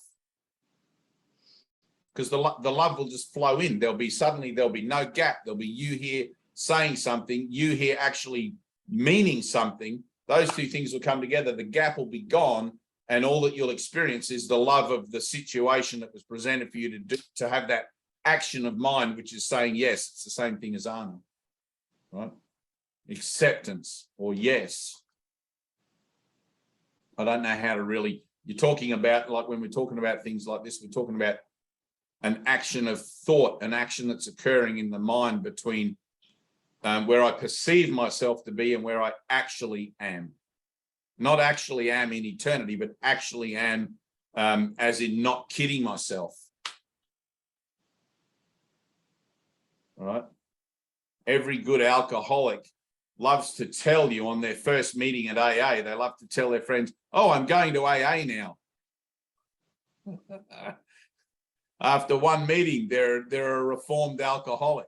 You know, it's like, come on, get over it. It's like, you're going to be here for ages. Right? But it's the same snapshot in every situation in your life, right? You're in a situation where you're seeing something occurring and feeling this emptiness and wanting it to be fulfilled. And then here's the place where that happens that you don't want to look at. And those things have to come together, right? You have to see how much resistance you have. It's like, God damn, I've got so much resistance to self-love, so much resistance to change, so much resistance to accepting things as they are. Right? That whole idea of surrender is so foreign to the ego mind. I need to just give up. I need to let go. I need to say yes. I need to surrender to everything and accept everything as it is, and learn that I am a servant of mankind, and that in my servitude, my own best interests are also met, not as I would have them be, but as they are in my own, for my own beneficence, for my own benefit. Right? It's a selflessness. There's a selflessness required, and you can't choose to be selfless. That's not selflessness. That's guile. Right? You can't choose to be selfless. All you can do is meet the terms and conditions for allowing something in you to change so that you can begin to operate along selfless lines. And then after a while, you'll just find that just becomes kind of who you are in your beingness, and you'll live a kind of a selfless life, maybe not in the way that a saint would, or like Mother Teresa or anything like that. You're not being asked to, any of that stuff, but in a way where you can see that the flow in your own life is uninterrupted. And that flow is love and peace and happiness. That's only going to happen by extending it to others unconditionally. That's only going to happen by realizing, I don't want to do that. I want love on my own terms. I want it to look this way or that way. I think this is best for me. That's best for me. You got no idea. You don't know. You just told me that. So what's the problem? There isn't really a problem. There's just an action, a choice, a decision. I need help. I need a miracle. I need something to occur that's not of my own making, not of my own thinking. Right? And for that, it's going to take prayer. Father, heal my mind of the belief I am a body. Heal my mind of the belief I am a body.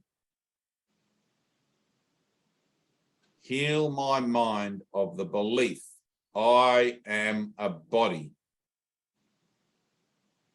Right? And you've got to find that place where that's meaningful to you, that you want that prayer to be true. There's no point it being lip service. There's no point that prayer being just because I say so. You got to find it. You got to realize it's like, man, I don't really have a choice. I surrendered to God in totality or not at all. I can't be on the fence. I can't be both hot and cold. It's either all in or all out. I'm either walking a path to God or I'm not. There's no point walking a path and only going halfway.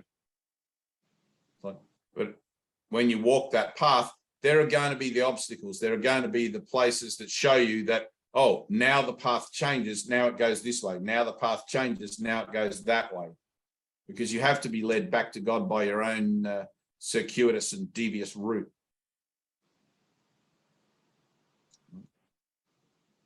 And that's never nice. We don't like that. We don't like looking at how devious and underhanded we've been. And we don't like looking at the trail of disaster that we've wrought, that other people have had to play parts for us in, and all these sorts of things. It's painful.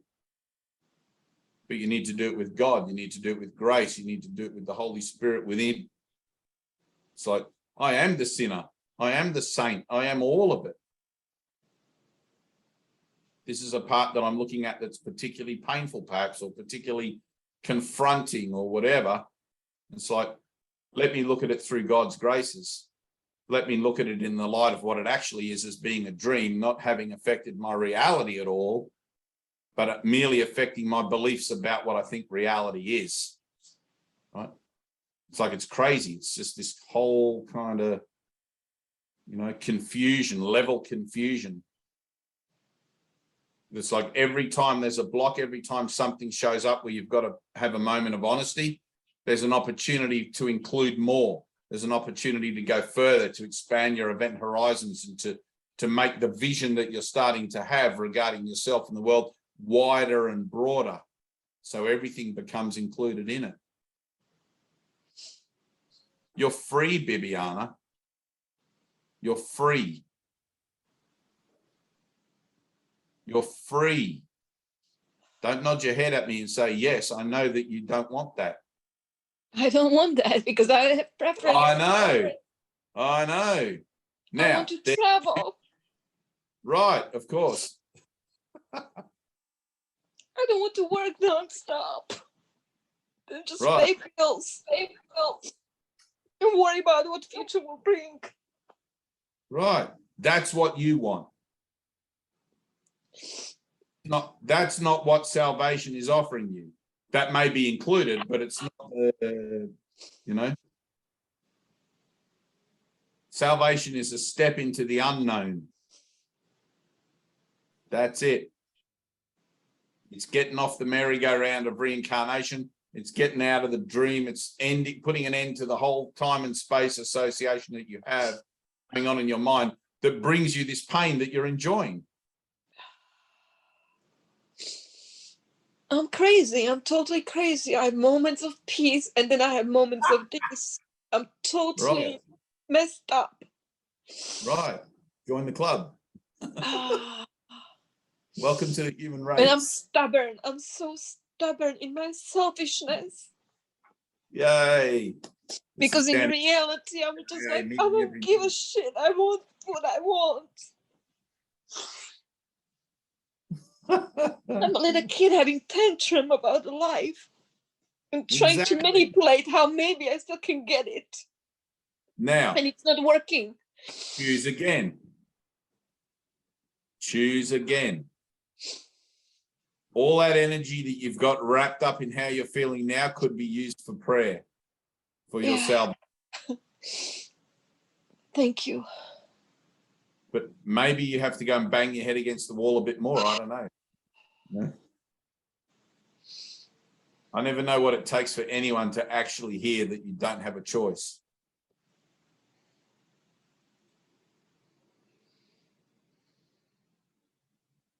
That's the hardest thing to hear. You don't have a choice. You're already free. You're already perfect. You're already whole. Now deal with that against everything else you've just been telling me. It doesn't matter what you want or don't want. You can't change God's will. It's like you can sit there and stamp your foot and God damn it, all you want. Doesn't change anything. You're free.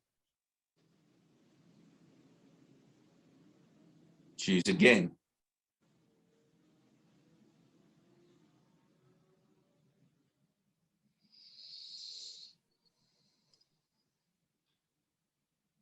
You're being called to release the Christ. You're being called to allow your inner light to shine, to go forth before you, to return to its creative reality. And you, the Bibiana that you think you are, is going to be cast aside like an old husk. It's like a caterpillar going into a cocoon. And when it comes out, it doesn't need the cocoon anymore.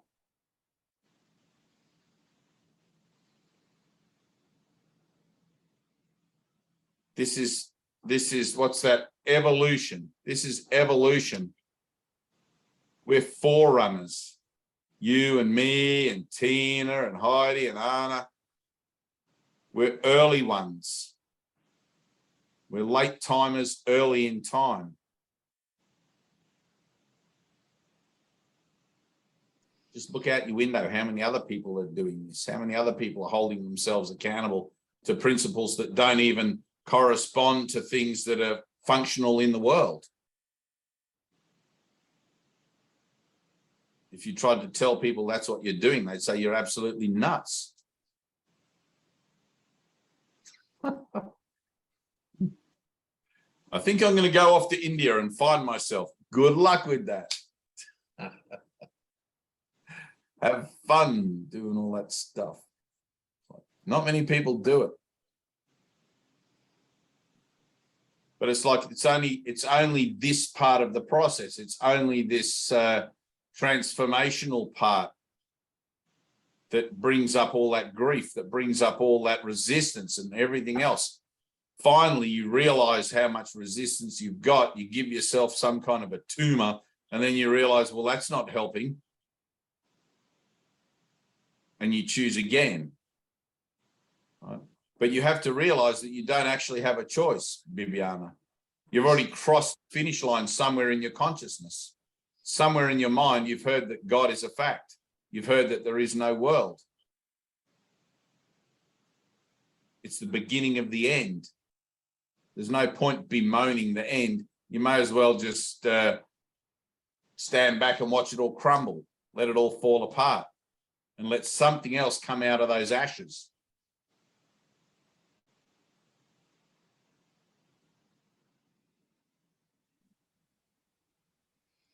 I can't offer this to you in any way that you're ever going to appreciate it. I'm only ever going to tell you that you'll resist it all the way, but some by fire and some by flood, whatever it takes.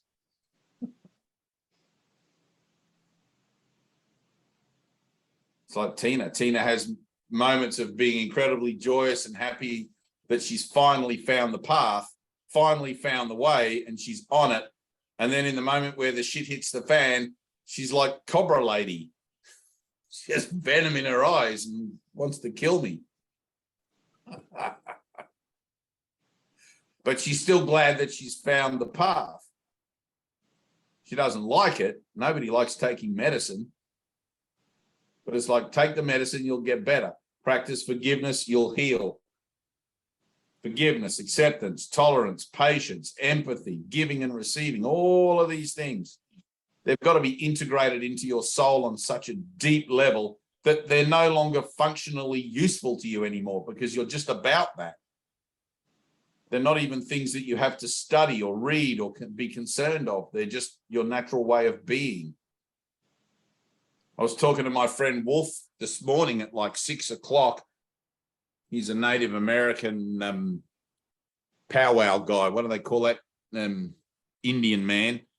And he was telling me that he was standing with this person. He works in rehabilitation circles with Native American people, and they do a lot of healing stuff, right? He's been through his own process and whatever. They do a lot of healing stuff, and because of the circles that he works in, it's predominantly to do with feeling dispossessed, about their land rights and their treatment by white people and all these sorts of things, right? And the governing agencies, and how their whole way of life has been deprived of them because they've been forced into this other thing.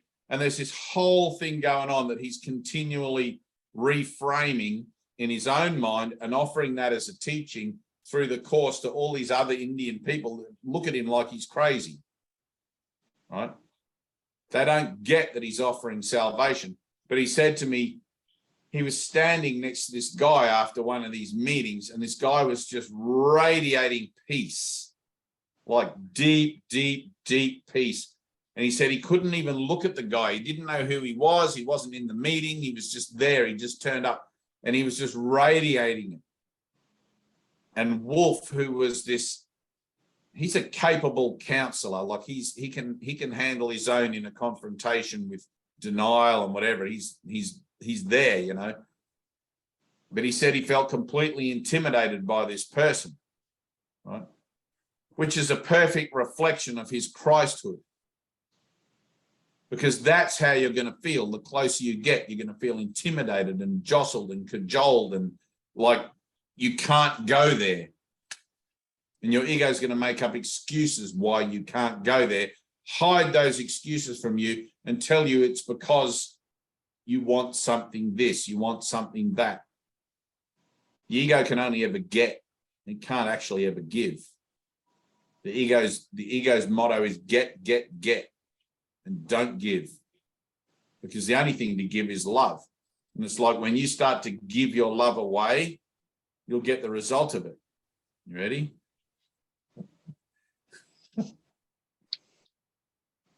Like that, which feels a whole lot better than trying to get and keep it all inside, which doesn't give you anything because there's no kind of true reflection in it for you anywhere. You just walk around the world going, oh, fuck this world, I hate it, and blah, blah, blah. And you end up loving to hate it. Because your mind is only love. Therefore, you love to hate the world. You love to hate yourself. And you see that you're insane, but you won't make a decision to change. So you have to enter into some kind of therapy where someone will tell you, yes, you're insane. We're all insane here, like the Mad Hatter. We're all crazy here, right? You're down the rabbit hole with Alice in Wonderland. She's trying to work out what the hell's going on. Drink this potion, eat this biscuit, whatever. Do this workbook, follow these lessons, right?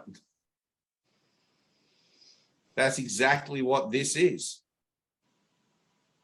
And you're like Alice going, well, this shouldn't be like that. And that's not how that ought to be. And that mean old Queen of Hearts, you know, that's you. I'm Alice, right? Love shouldn't look like that mean old Queen of Hearts. It's like, yes, it does. In this world that represents love's opposite, that's what everything looks like. Mean old Queen of Hearts. So it comes down to the bottom line. Don't judge it. Accept it as it is. Don't judge it. Accept it as it is. This world's not your home. You're not from here. You're in a process of realigning to a state of mind where you're not from here. Make sense out of everything that you think is going on here. It's like, oh, I'm not from here. That's why it's like this. Oh, I'm not from here. That's why it's like that. Jesus has come so you can get your ass out of here. And he says, where I am going, you will also follow, but just not yet, because you've got too much resistance. You have to follow, and you have to be willing to become selfless by the act of your own free will. You have to learn to choose again. And you're going to come up against that place where I don't want to choose again. I want to be angry. I want to be pissed. I don't want to choose again. It's like you can't change anything by fighting against it. All you can do is something else. Now, what that something else is, if you're a student of salvation, is not up to you. You got to let go and let God.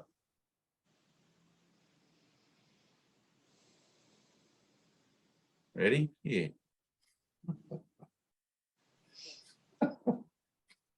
This moment. This is the moment we have. This moment. Yeah. You're always looking at the idea of, do I want God's peace? It's like lesson 200. Above all else, I want the peace of God. To say these words is nothing, but to mean them is everything. Did I get that right, Tina, or did I get it wrong? That's not a biblical quote. You're not allowed to call. Then I won't say anything. I'll leave it alone. It's probably wrong, but you get the idea. That's what he says. I'll just like,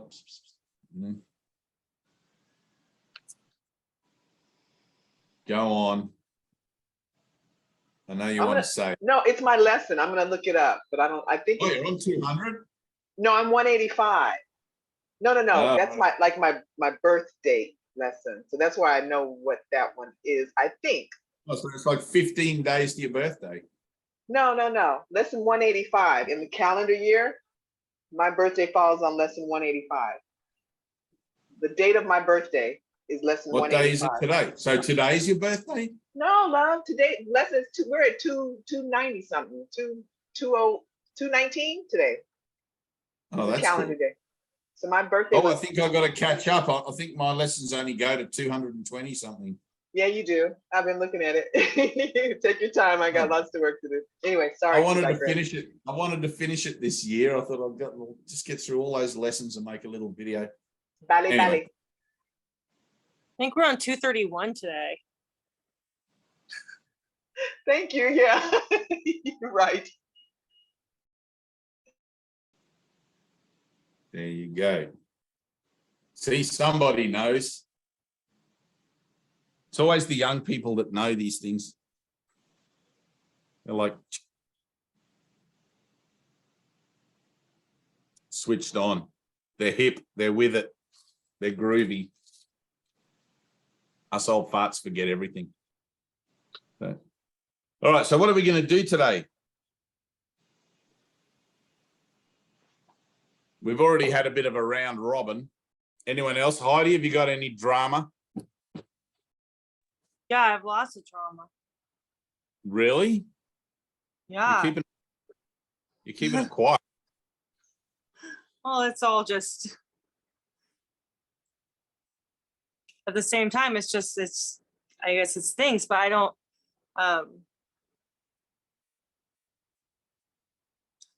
know, like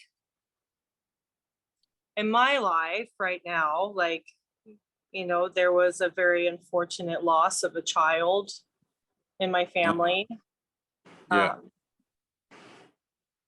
And so that's where I've been. It's like all of a sudden, like everything that, was kind of in my importance. Sorry, there's a truck back there. Everything's just gone out of the wind as far as like I'm just doing, I love what we've been talking about, because the idea of just saying yes has been on my mind. Like that was like all day today, that was on my mind. Like, cause I have things I want to, like, I go to my certain meetings, I go to my certain, like I have my routine, and things have changed a lot in the last couple of weeks because, there's been family, there's been things happening. Sometimes I don't know how to be there in the chaos of it all and the emotions of it all. But I feel like I have found myself just sitting, and like a lot of our meetings have, like, things that we've talked about have come back to me, and just, like listening and joining is more important than anything. And when I don't know what to do nothing. But I've definitely found myself kind of like sometimes stressed, like I'm not getting to my regular groups that I get to. I'm not getting to, instead I'm like sitting in the backyard, with my dad, just sitting. Good. And that sounds like the kind of group I would like to be in. Yeah.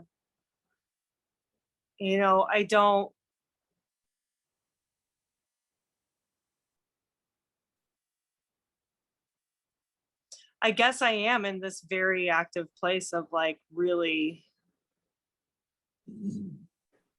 because I don't know there's just nothing I can do. And Right.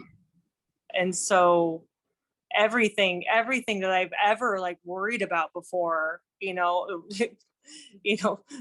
the rats, anything, all of it just like none of, like all of that just went to nothing, Yeah.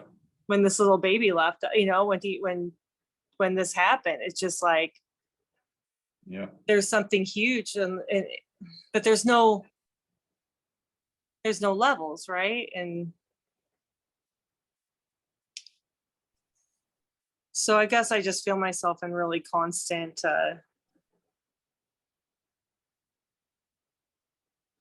I feel myself folding in, like that scroll, we talk about the scroll of Helen Yep. Schucman's scroll. And whenever I feel myself upset, it's always what I wasn't to my little nephew, or what I wanted to happen in his life, and just bringing it back to right now, I don't know. It's hard because I'm watching, like, it's when it does feel hard. It's like what my brother and sister-in-law hurting, my mom and my dad hurting, you know. This was an only child. So there's just a huge thing happening right now. It's like there's this little vortex. You don't know how you feel about it? Is that what you're saying? Yeah. I feel, I don't know, like, sometimes I feel sad, but I feel like I know, like I know, like there's a spirit out there that's going, this isn't No. where we are. Nah, stop. But where's my, yeah. Answer the question.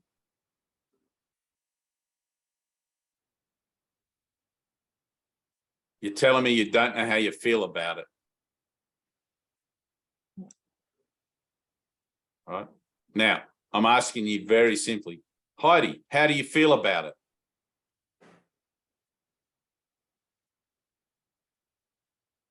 How do you feel about it? Because there's no such thing as neutral thoughts. You can't possibly ever not know how you feel about it. You can choose not to look at how you feel about it. You can choose not to experience how you feel about it. But you would only make that choice because you are feeling something about it. And this whole platform that we're engaged in together is about healing, is about love. You don't have to do this right now if it makes you uncomfortable, but you know what you have to do. I can see it in you already. That's not your brother and your sister-in-law's pain and the parents' pain. It's yours.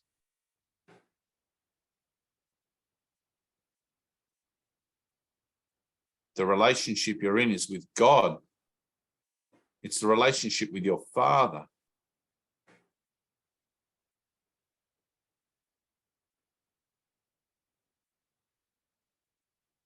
The only way you can see that is through the gift of that baby's life. And it's a hard thing to look at. It's a hard thing to take a loved one and use their life and use their experience as something that seems to be for your own benefit to help you find salvation, because that seems to be so uncaring. But literally, it is the most caring thing you could ever do.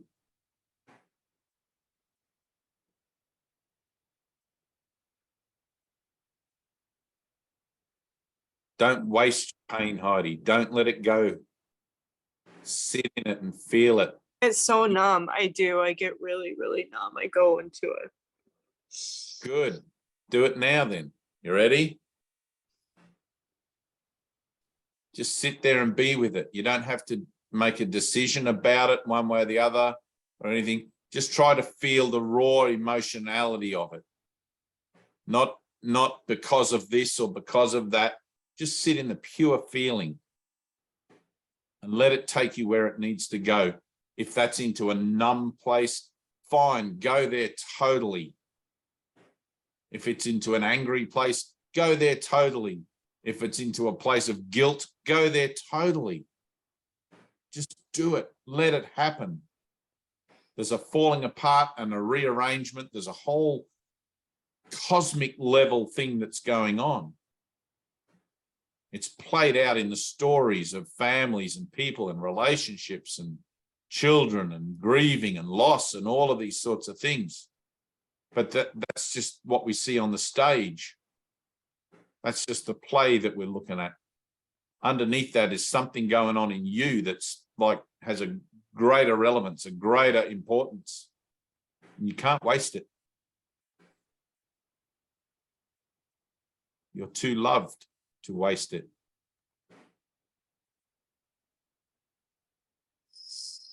many, many years ago, I read a book called The Prophet by Khalil Gibran. It was the original edit, not the one that's out now. The one that's out now is a little, I don't know, he's changed it somehow.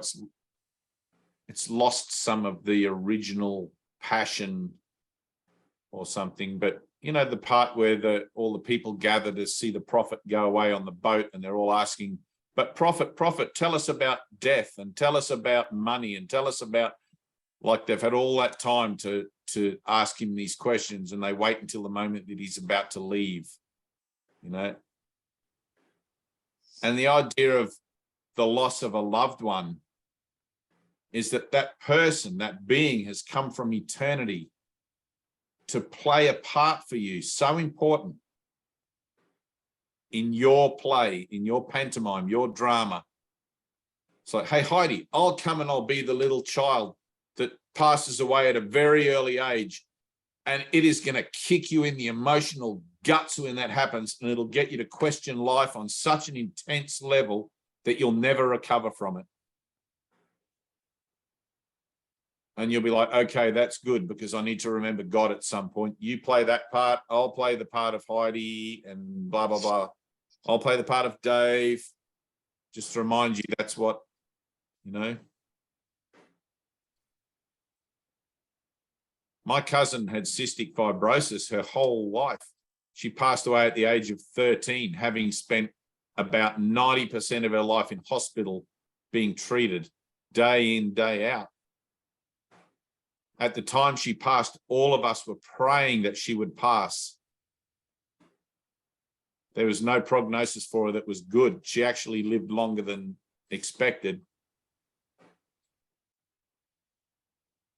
At that time, I didn't have the course.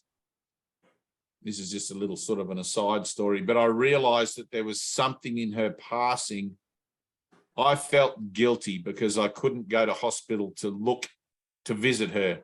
I couldn't do it. I couldn't bring myself to see my cousin hooked up to the tubes and the different things, pumping out her lungs from phlegm, and, you know, like, it was horrific. All the other kids, and they weren't much younger than me at that stage. I was like 17 or 18. She would have been 9 or 10 when she was put into the hospital near me. And it would bring up intense feelings of guilt. And back then I didn't know what to do with it. I didn't know how to use my guilt, use my pain. So when she passed,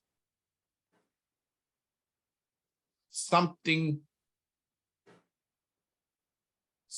left in me. It's the only way I can talk about it. Something went away and didn't come back. And it was a childhood something. It was a joy something.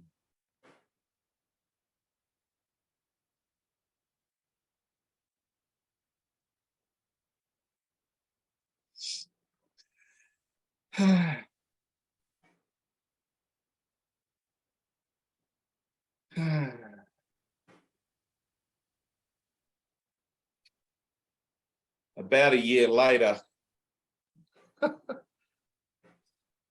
these people came to town that were putting on these seminars, and they were called the Insight Seminars. And there was a free introductory Insight seminar. There was 5 stages. The first stage was 3 days and it was free. And then it got rather quite expensive after that. But Dad, I'm thinking, wanted to do something father and sonish with me. And he'd always had an interest in Buddhism and whatever. And somehow he'd come into contact with information about this seminar. So we went along, and they used to do all these kind of practical workshop things. And maybe we'll do some with you guys like later, but if I can remember them. Have you ever seen that one where there'll be a group of people, one in the middle, and you try to lift them up with your fingers and you can't do it because they're heavy? And then, like, so they did all that stuff, and then you can lift you cross your fingers, and then you can lift the person up as if they're as light as a feather. It's like all mind stuff. And they did a whole series of things like that. And one of them was called the Sanctuary, which was a place that you developed as a consciously imagined safe place in your own mind, a haven, where in times of turmoil you could retreat into there and do your inner work, right? Which at that time in my life, inner work was a new term. I didn't have any understanding what that really meant. But I followed along with the guided meditation of building a safe place. And my safe place was like a teepee, an Indian teepee. And every angle of it was not sewn together. Like the wind could blow in and out of it like curtains everywhere. But I felt safe in there. It felt nice to me. It was a nice energy.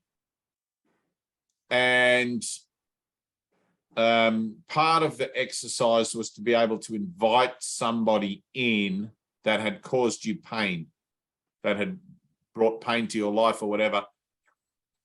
And I was only 17, you know, I literally couldn't really think of anybody. And then I had a whole out-of-body vision of my cousin, right? She just appeared in my thoughts like a lucid dream. I don't even know how to explain it. She was wearing blue overalls and a little pink shirt. She was a little girl, how I remember her, of about the age of 12, 13 years old. And she was just smiling, and she couldn't come in. She couldn't come into my teepee, into my space. And I kind of guessed maybe because she'd already passed over. I don't know what was going on. But something happened to me in my body in that room. There was like 500 people in the room, everybody going through this experience, and everybody had a partner not doing the experience, not doing it like a safe person, you know. Something happened to me, and I found myself flat on my back in the room with two of the coordinators leaning over me, my dad leaning over me, and two other people that were in our little group leaning, like everybody's looking at me wondering what the hell happened. I didn't know what happened. I was sitting down in a meditative thing, and then apparently I had some kind of fit, right, at the point where Rachel showed up. And my auntie, Rachel's mother, she was actually there as well doing the workshop. Like dad asked her to come along. And I've never asked my dad if he'd had any kind of inclination about doing a family healing or anything. That never occurred to me. Now it does. But anyway, she was there. And all I could say to her was, I've just seen Rachel. I've just seen Rachel, you know, and we burst into tears together, the two of us, and we embraced, like in that whole thing, the whole the whole exercise stopped. Like everybody in the big hall room, everybody had to stop doing their thing, like the whole thing, just for whatever was going on. And I told her I've just seen Rachel, and the facilitators didn't know what to do. They didn't know who Rachel was. And I think my dad explained to one of the women. And my auntie told me that she had been trying to invite Rachel into her safe place, in her sanctuary place, you know, but couldn't do it. And all I got in that whole thing was to tell her that she's okay, she's fine, she's in another place, and she's happy. That was it. She showed up in my thing, and she was just so joyous and bright and healthy. There was no disease in her body, no nothing. You know, and I knew that she wasn't dead. I knew she hadn't gone anywhere. And it was just so bizarre. Like it contradicts everything that we see with our eyes and all our senses. And I didn't know how I felt about it then. I mean, now I still feel a little emotional when I sort of think about it and how beautiful it all is, but it's just, you know, I didn't know how to process my pain then. I didn't know how to do anything with it. So I shoved it down and pretended I was okay about it. And it wasn't until then that I realized I actually wasn't okay about it. That how I felt was raw, and how I felt was really guilty, and how I felt was inadequate as her cousin for not going to visit her for her whole life in hospital. I stayed away her whole life. I went to visit her like twice. You know, that brought up a lot of stuff. And it's like everyone's playing a part for us. Everyone, no matter how young, no matter how old. Man, that experience drop kicked me into a whole other reality. Like the gloves were off. It was like, pow, boom. You know, I had no choice but to feel it. It's like exactly like you now. You are feeling it, Heidi. You're feeling it inside. Just connect the dots. Let yourself have it. You don't have to know how to heal from your pain. You just have to not adjust to it and let the Holy Spirit do it. Draw that circle. Sit there. It's like, I don't want to feel nothing. I don't want to feel this dead zone of nothing when I go there. That nothing is like a blanket that you put in front of how you're really feeling, so you don't have to feel. Because the pain's too much. But it's not the pain of loss, it's the pain of belief in loss. It's the pain of, like, the grief and everything are just terms that we use, but it's the situation. It's like everything is symbolic. This is my relationship with my father. I want to feel it. I want to feel that relationship with my father. I don't want to feel nothing there. These triggers, these catalysts, these roles that people play for me again and again and again to push me into a place of feeling something. It's like, how do we ever do that? It's just so much. It's too much. How do I take that on board? It's like you need a miracle. Like literally you need a miracle. They say that time heals all wounds, but it doesn't. That's a lie. You just get better at avoiding the wounds. You get better at pushing them away rather than seeing how open and how fresh they actually are. All my beliefs are killing me. All my false beliefs are killing me. I think I'm separate from God. I think that death is real. All of these things. We can say that we don't believe in that because we're practicing a spiritual thing now and we have other learnings. But that doesn't mean that's where I'm actually at with it. It's like cause and effect. I say that I want the peace of God. That doesn't mean that I want the peace of God. It just means that that's what I'm saying at the time. It means that I'm teaching myself and I'm saying it, so hopefully I can hear myself say it. It's like we had with Anna at the very beginning of this session. She's reading something and not hearing herself read it. I'm saying something, but I'm not hearing myself actually say it. Not at the deepest level that is going to benefit me. Just here on the surface where I don't have to feel.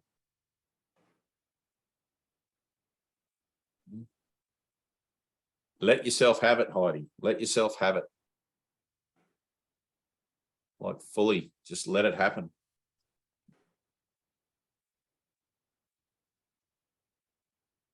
You should come and hang out with Dean as a catalyst. Dean's lost all of his family in 18 months. Every single member of his family's passed away within an 18-month period. It's like 5 people.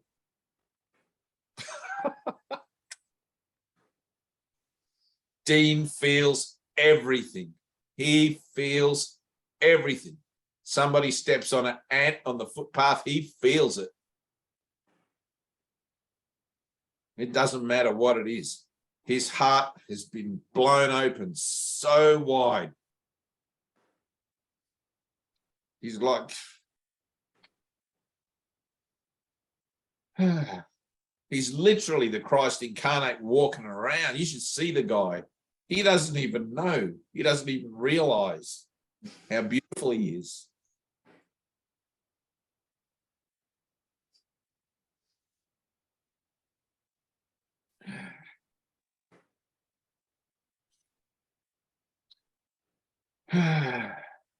You got to go down there. You got to go into that place. You got to go to that journey into fear, into the pain, into the dark, into those things we don't want to look at. That's where the healing is.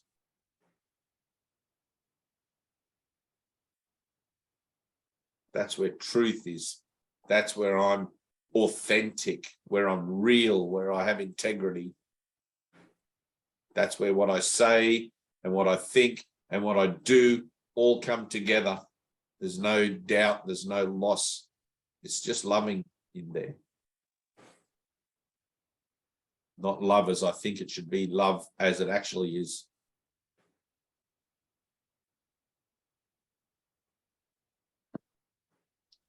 This is a tough gig.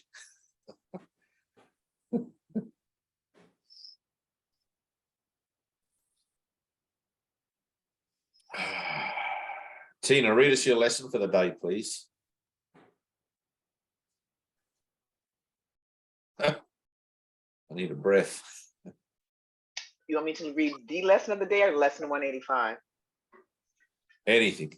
All right, let's do 185. I'm just here with Heidi hanging out for a second. You ready, Heidi?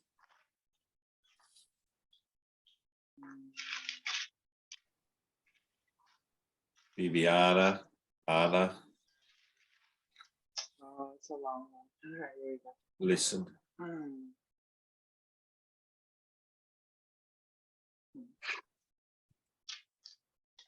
I want the peace of God. Speak up a bit. I want the peace of God.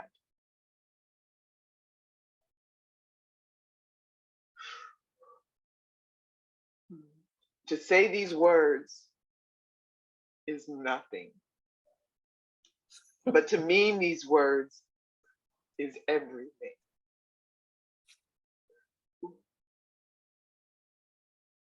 If you could but mean them for just an instant, there would be no further sorrow possible for you in any form, in any place or time. Heaven would be completely given back to full awareness, memory of God entirely restored. The resurrection of all creation fully recognized. No one can mean these words and not be healed. He cannot play with dreams, nor think he is himself a dream. He cannot make a hell and think it real. He wants the peace of God, and it is given him. For that is all he wants, and that is all he will receive. Many have said these words, but few indeed have meant them. You have but to look upon the world you see around you to be sure how very few they are. The world would be completely changed should any two agree these words express the only thing they want. Two minds with one intent become so strong that what they will becomes the will of God. For minds can only join in truth. In dreams, no two can share the same intent. To each, the hero of the dream is different. The outcome wanted not the same for both. Loser and gainer merely shift about in changing patterns as the ratio of gain to loss and loss to gain takes on a different aspect or another form. Yet compromise alone a dream can bring. Sometimes it takes the form of union, but only the form. The meaning must escape the dream, for compromising is the goal of dreaming. Ooh. Ooh. Minds cannot unite in dreams, they merely bargain. And what bargain can give them the peace of God? Illusions come to take his place. And what he means is lost to sleeping minds intent on compromise, each to his gain and to another's loss. To mean you want the peace of God is to renounce all dreams. For no one means these words who wants illusions, and who therefore seeks the means which bring illusions. He has looked on them and found them wanting. Now he seeks to go beyond them, recognizing that another dream would offer nothing more than all the others. Dreams are one to him, and he has learned their only difference is one of form. For one will bring the same despair and misery as do the rest. The mind, which means that all at once is peace, must join with other minds, for that is how peace is obtained.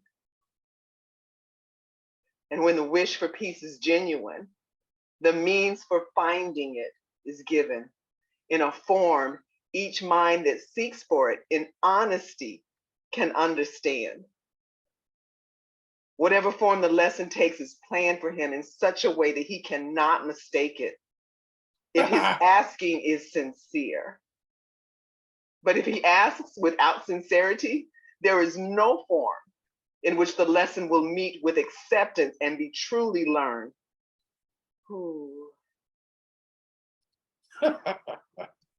Let us today devote our practicing to recognizing that we really mean the words we say.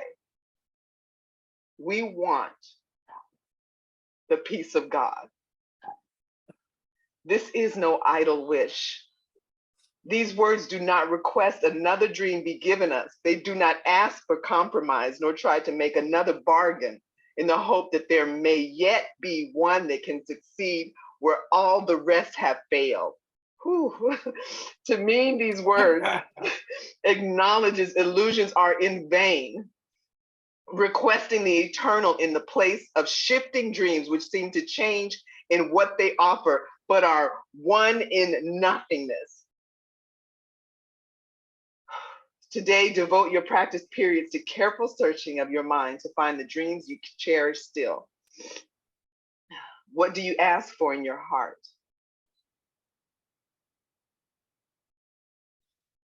Forget the words you use in making your requests. Consider but what you believe will comfort you and bring you happiness. But be you not dismayed by lingering illusions, for their form is not what matters now. Let not some dreams be more acceptable, reserving shame and secrecy for others. They are one. And being one question should be asked of all of them. Oh,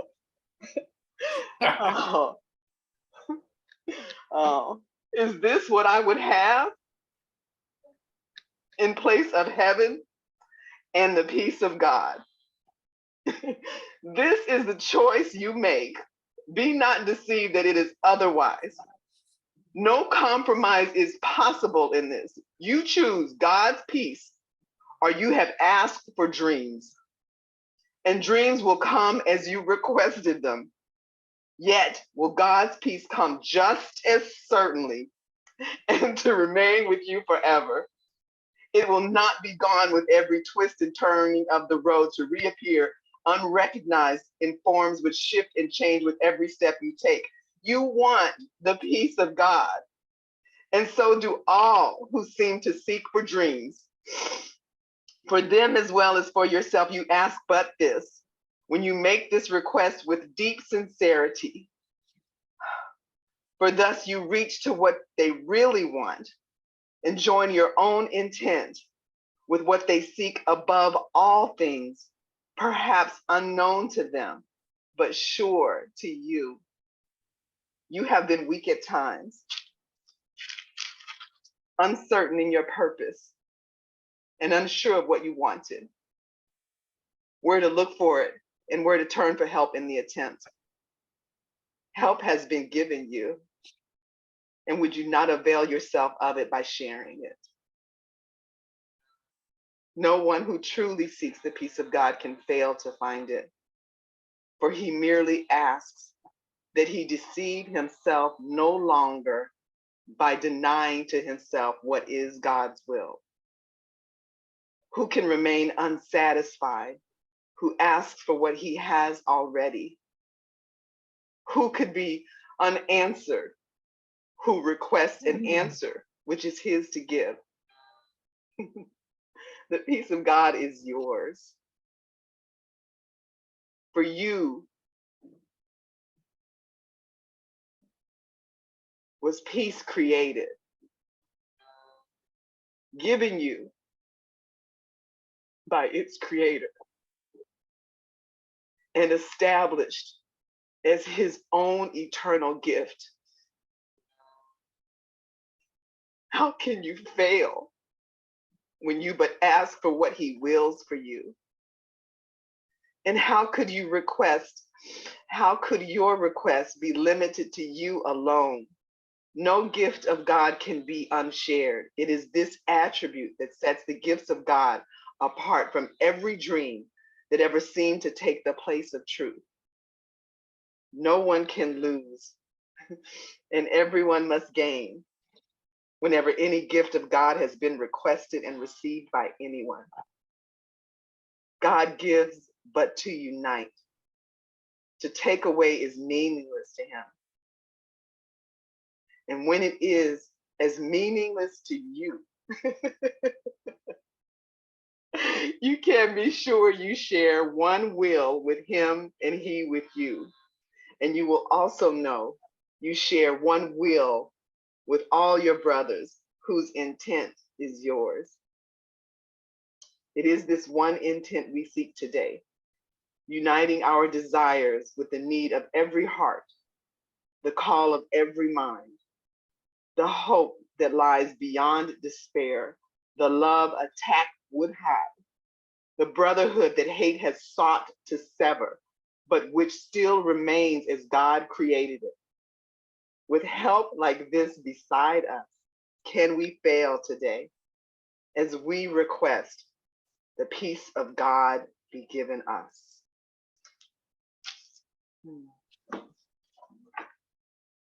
Thank you. That's actually pretty much sums up everything we've been talking about this meeting.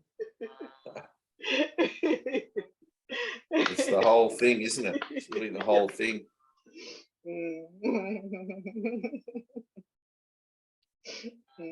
Oh, it's always perfect. It's always perfect.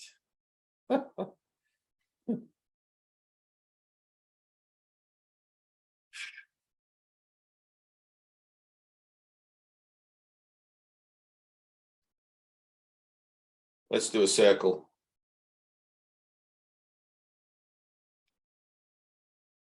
Sit up nice and straight. Sit comfortably, but don't recline. Just sit up straight.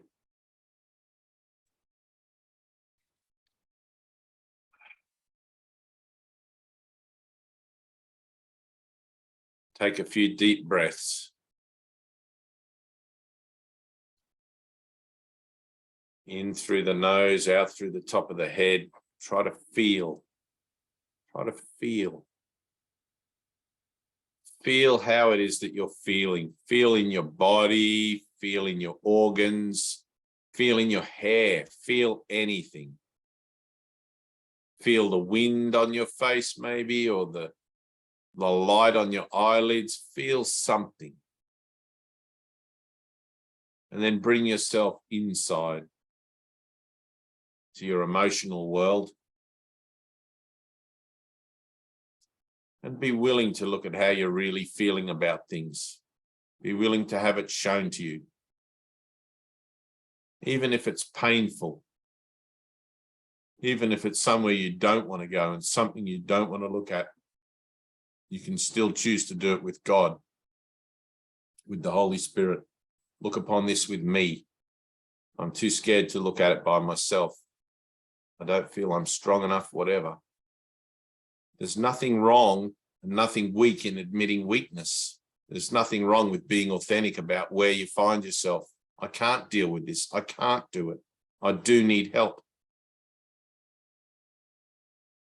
And feel how that feels to be vulnerable and to need the help. Let yourself go there.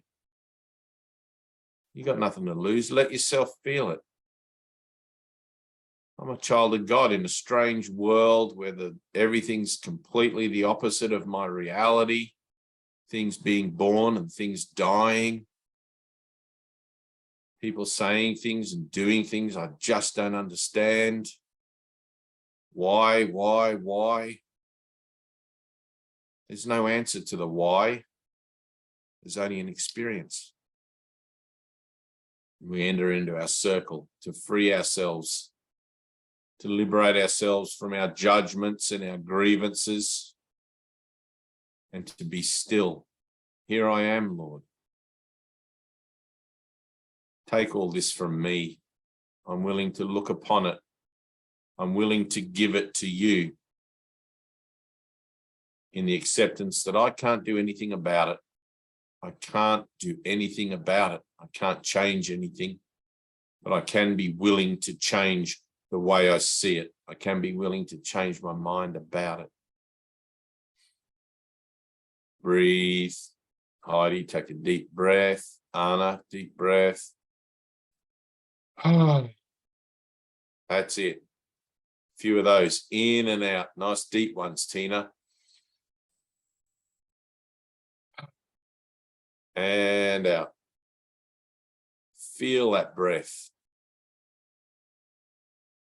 Feel your heart in this world. Feel your heart, Anna, in this world. Feel it. How does it feel? Does it feel like a doormat? Does it feel crushed? Does your heart feel like there's nothing left? Like the emptiness? Go into whatever it feels like. Or does your heart feel full of gratitude? Does your heart feel the joy and the passion of having finally been offered salvation and saying yes? Finally, after thousands and millions of years in dream.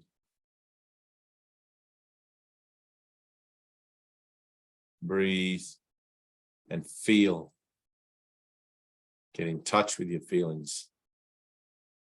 Don't examine them, just let yourself feel them. As if you're wearing a blindfold and you're reaching out to familiar objects, but you can't see them, you can't judge them. You try to just sort of sense what they are by how they feel. Your emotions are like that. They represent things and they have stories regarding why you have them. Forget about what they represent. Forget about the story. Just feel the rawness. Let yourself have it. Let yourself go to that place. If it's pain or if it's joy, either way, go there. Deeper than you're aware of. It's like, Anna, when you're reading those lessons and you're making this effort now to feel something, you have to instruct yourself. It's okay to feel something. I want to feel something. I want my words to be meaningful and not just superficial. I want my experience of life to be meaningful and not just superficial. To say these words is nothing, but to mean them is everything. Feel, whether you mean them or don't mean them, feel it. The Holy Spirit will make the correction. God does the work. The light does the work. You just have to be willing to let it happen. Here I am, Lord. It seems I don't want the peace of God. Heal my mind. I'm obviously insane. Heal my mind. Breathe. Feel.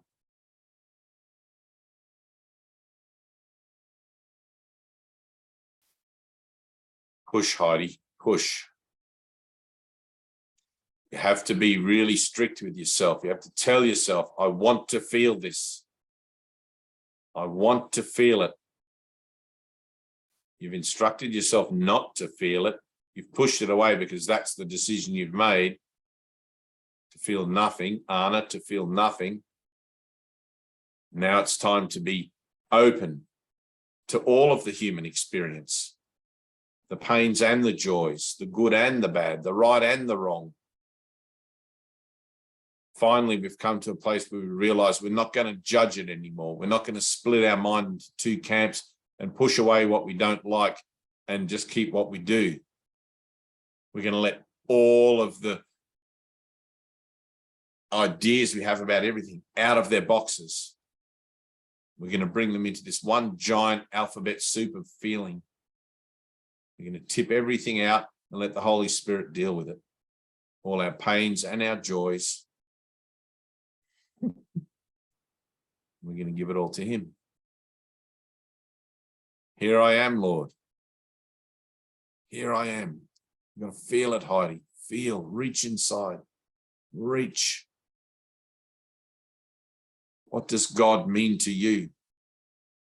Anna, what does God mean to you? My Father. I want my Father. I want to remember God. Not as a concept, not as a lesson in a book. I want to remember this emptiness inside, this feeling, this yearning. Everything's pushing me every day a little closer, closer, closer. And every day I resist a little bit more, a little bit more, a little bit more. The closer I get. But the more resistance I have only verifies the closer that I'm getting. I need to surrender. I need to let go. I need to fall into my experience. I need to fall into my emotions. I need to fall into my feelings and let them swallow me up uncontrollably. There's no way out. Let it happen. Let it happen. Tell yourself, Anna, let it happen for God's sake. Let me feel this to the core of my being so I can heal, so I can raise the vibration of peace and love on earth and stand as a witness. That's what everything is for. Everyone is playing their part for me to do that. Everyone is playing their part perfectly for me, to bring me to a point in my own mind, in my own awareness of myself, where I have no way out but to love. Unconditionally love. Because in that place, finally, you see that there's no point to anything other than that.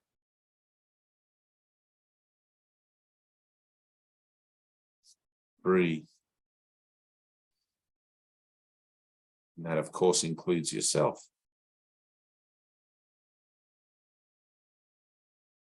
Breathe, Bibiana, breathe. Deep breaths in, out. Anna, deep breath in, out.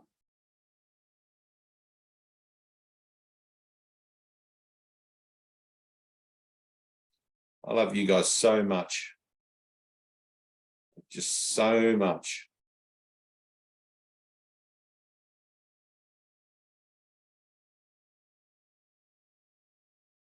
We're family. We're one. We are loved together. We come from a place of togetherness into this horrific dream of separation to be reunited again in the recognition of the falsity of our beliefs. Finally, it's joyous. Welcome home. Finally, I'm grateful I've found this place. Finally, I'm grateful to have arrived. I've just got to leave all my baggage at the door. I've got to lay down all my burdens, lay down all my fears and my pain and my suffering.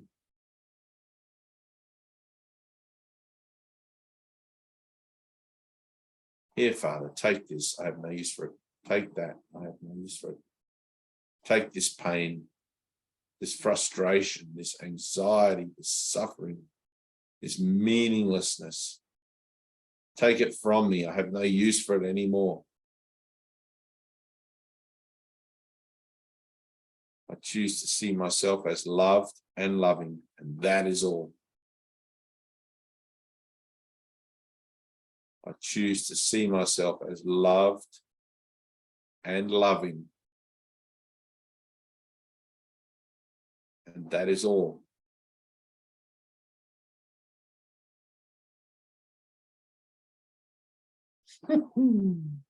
Good. Good. Yes. Good. Ask for help. Good, Bibiana. Go there. Let it happen. Breathe. Here I am, Lord. Use that pain for prayer. Here I am, Lord. Open your heart. Open your heart. Let it rip. Let it tear wide open. Father, I need a miracle. I need help. I can't do this.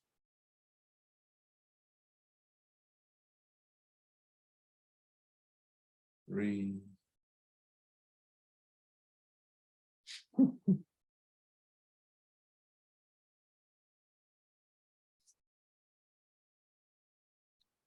Push, Heidi.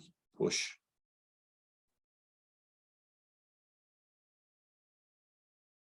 Don't be ashamed.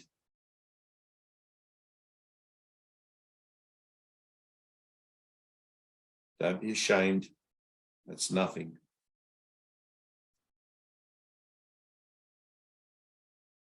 Use all of that pain.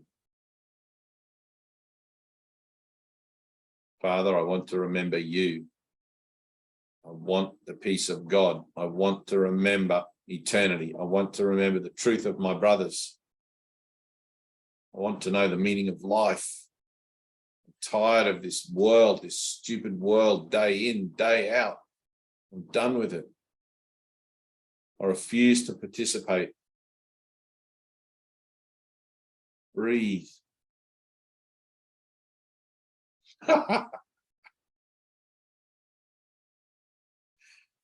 Breathe. Stay in that circle and feel. Come on, Anna, push.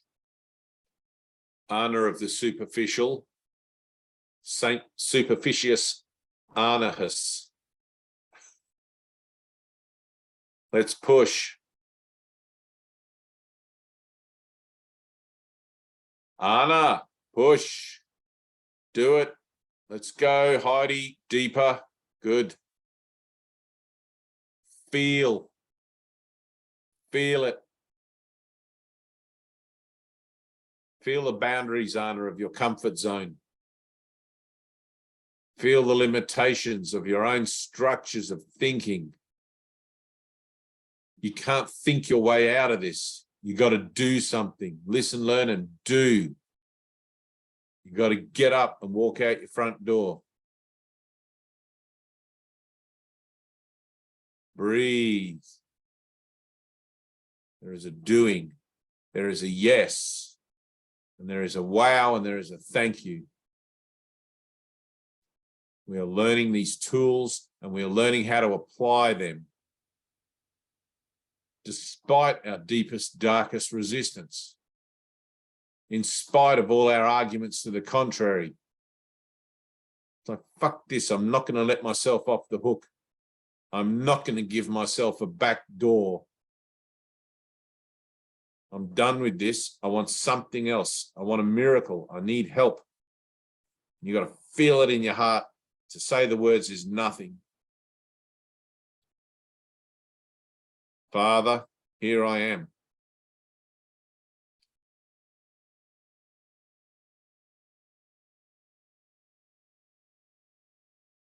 Good.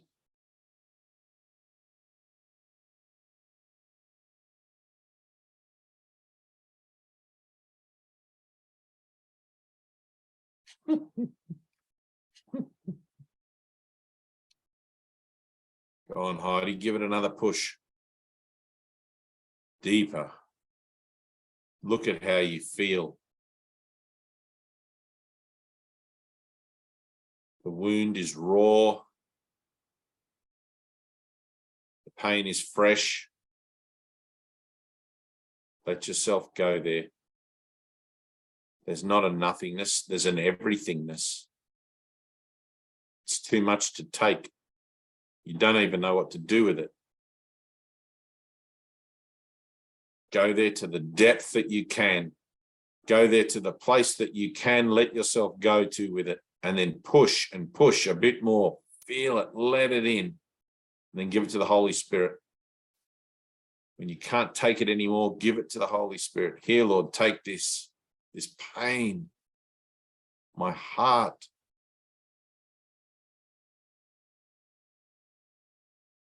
Feel, offer it up.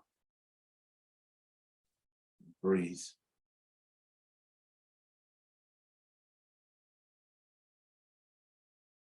Here I am, Lord.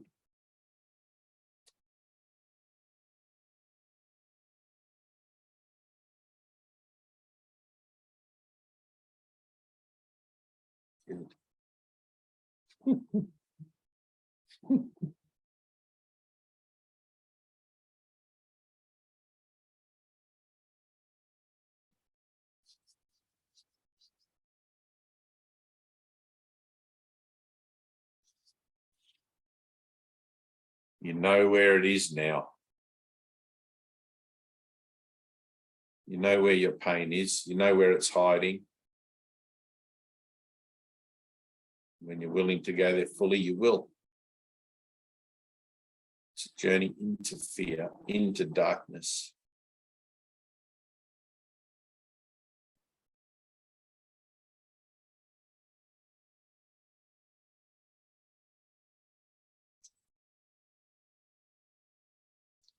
The way is hard and steep, and there are few found on it. You need merely look around you to see how few they are.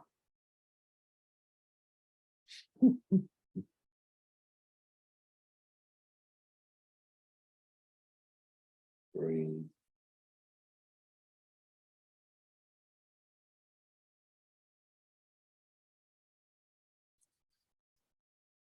Cool. Next week, I think we're going to push comfort zones.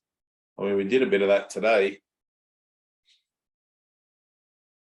Going into feelings and things, but like push it on the physical level.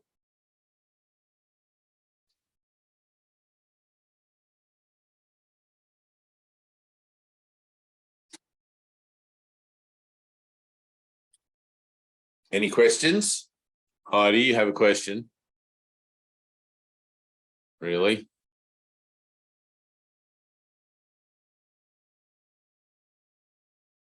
You look better. Sense of purpose restored.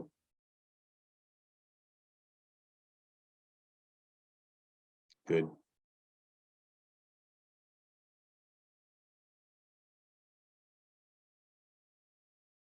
Good. Anna, you look terrible.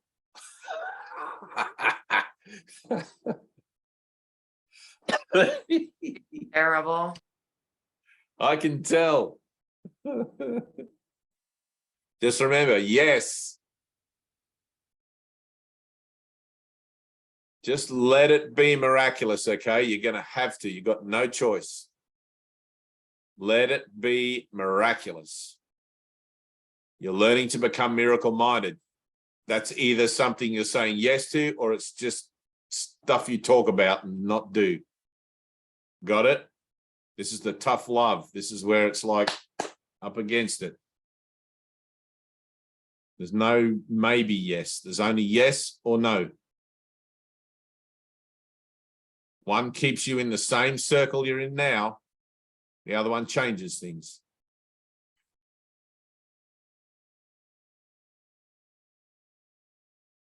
The only question I'm going to have for you is, do you believe in miracles?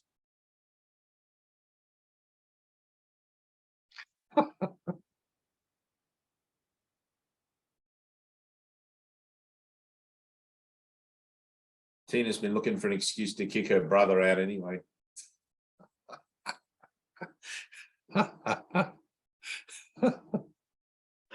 Get out of my head. I know, right? I know. Like, what am I going to do with him? No. He'll have to work it out. He's a big boy. All right. I love you guys. Hey, do you want to do the I love you too. Do you want to do the YouTube real quick? What are we gonna actually do with the YouTube? No. Well, I mean, you said that we would do it today. Just I need to try I to know, log but in. I don't really. I mean, I don't care. I think Heidi should do it. I don't care who does it. I mean, you want Heidi I to think clean Heidi it? could. What? No, What? about like a little introductory thing. No, that's not what I'm talking about. No, oh, that's not what No, you're talking about. no. And I was gonna say Heidi can do it. That's cool, but I like what you did today. And I was thinking anyway. But what I'm talking about is for me to be able to get into the YouTube to clean the YouTube up. I need to log in and you. Oh yeah, that. That's what I'm talking about. All right. Well, you can talk to Heidi about the intro for the thing later. And you and me listening that we'll do that now.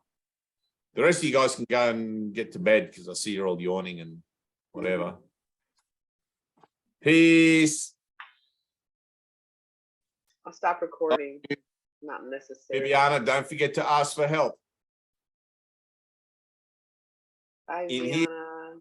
Love you here, guys. not in Bye. here. In here. I'll be back. I'll be 2 seconds. Okay. Bye. Stop recording.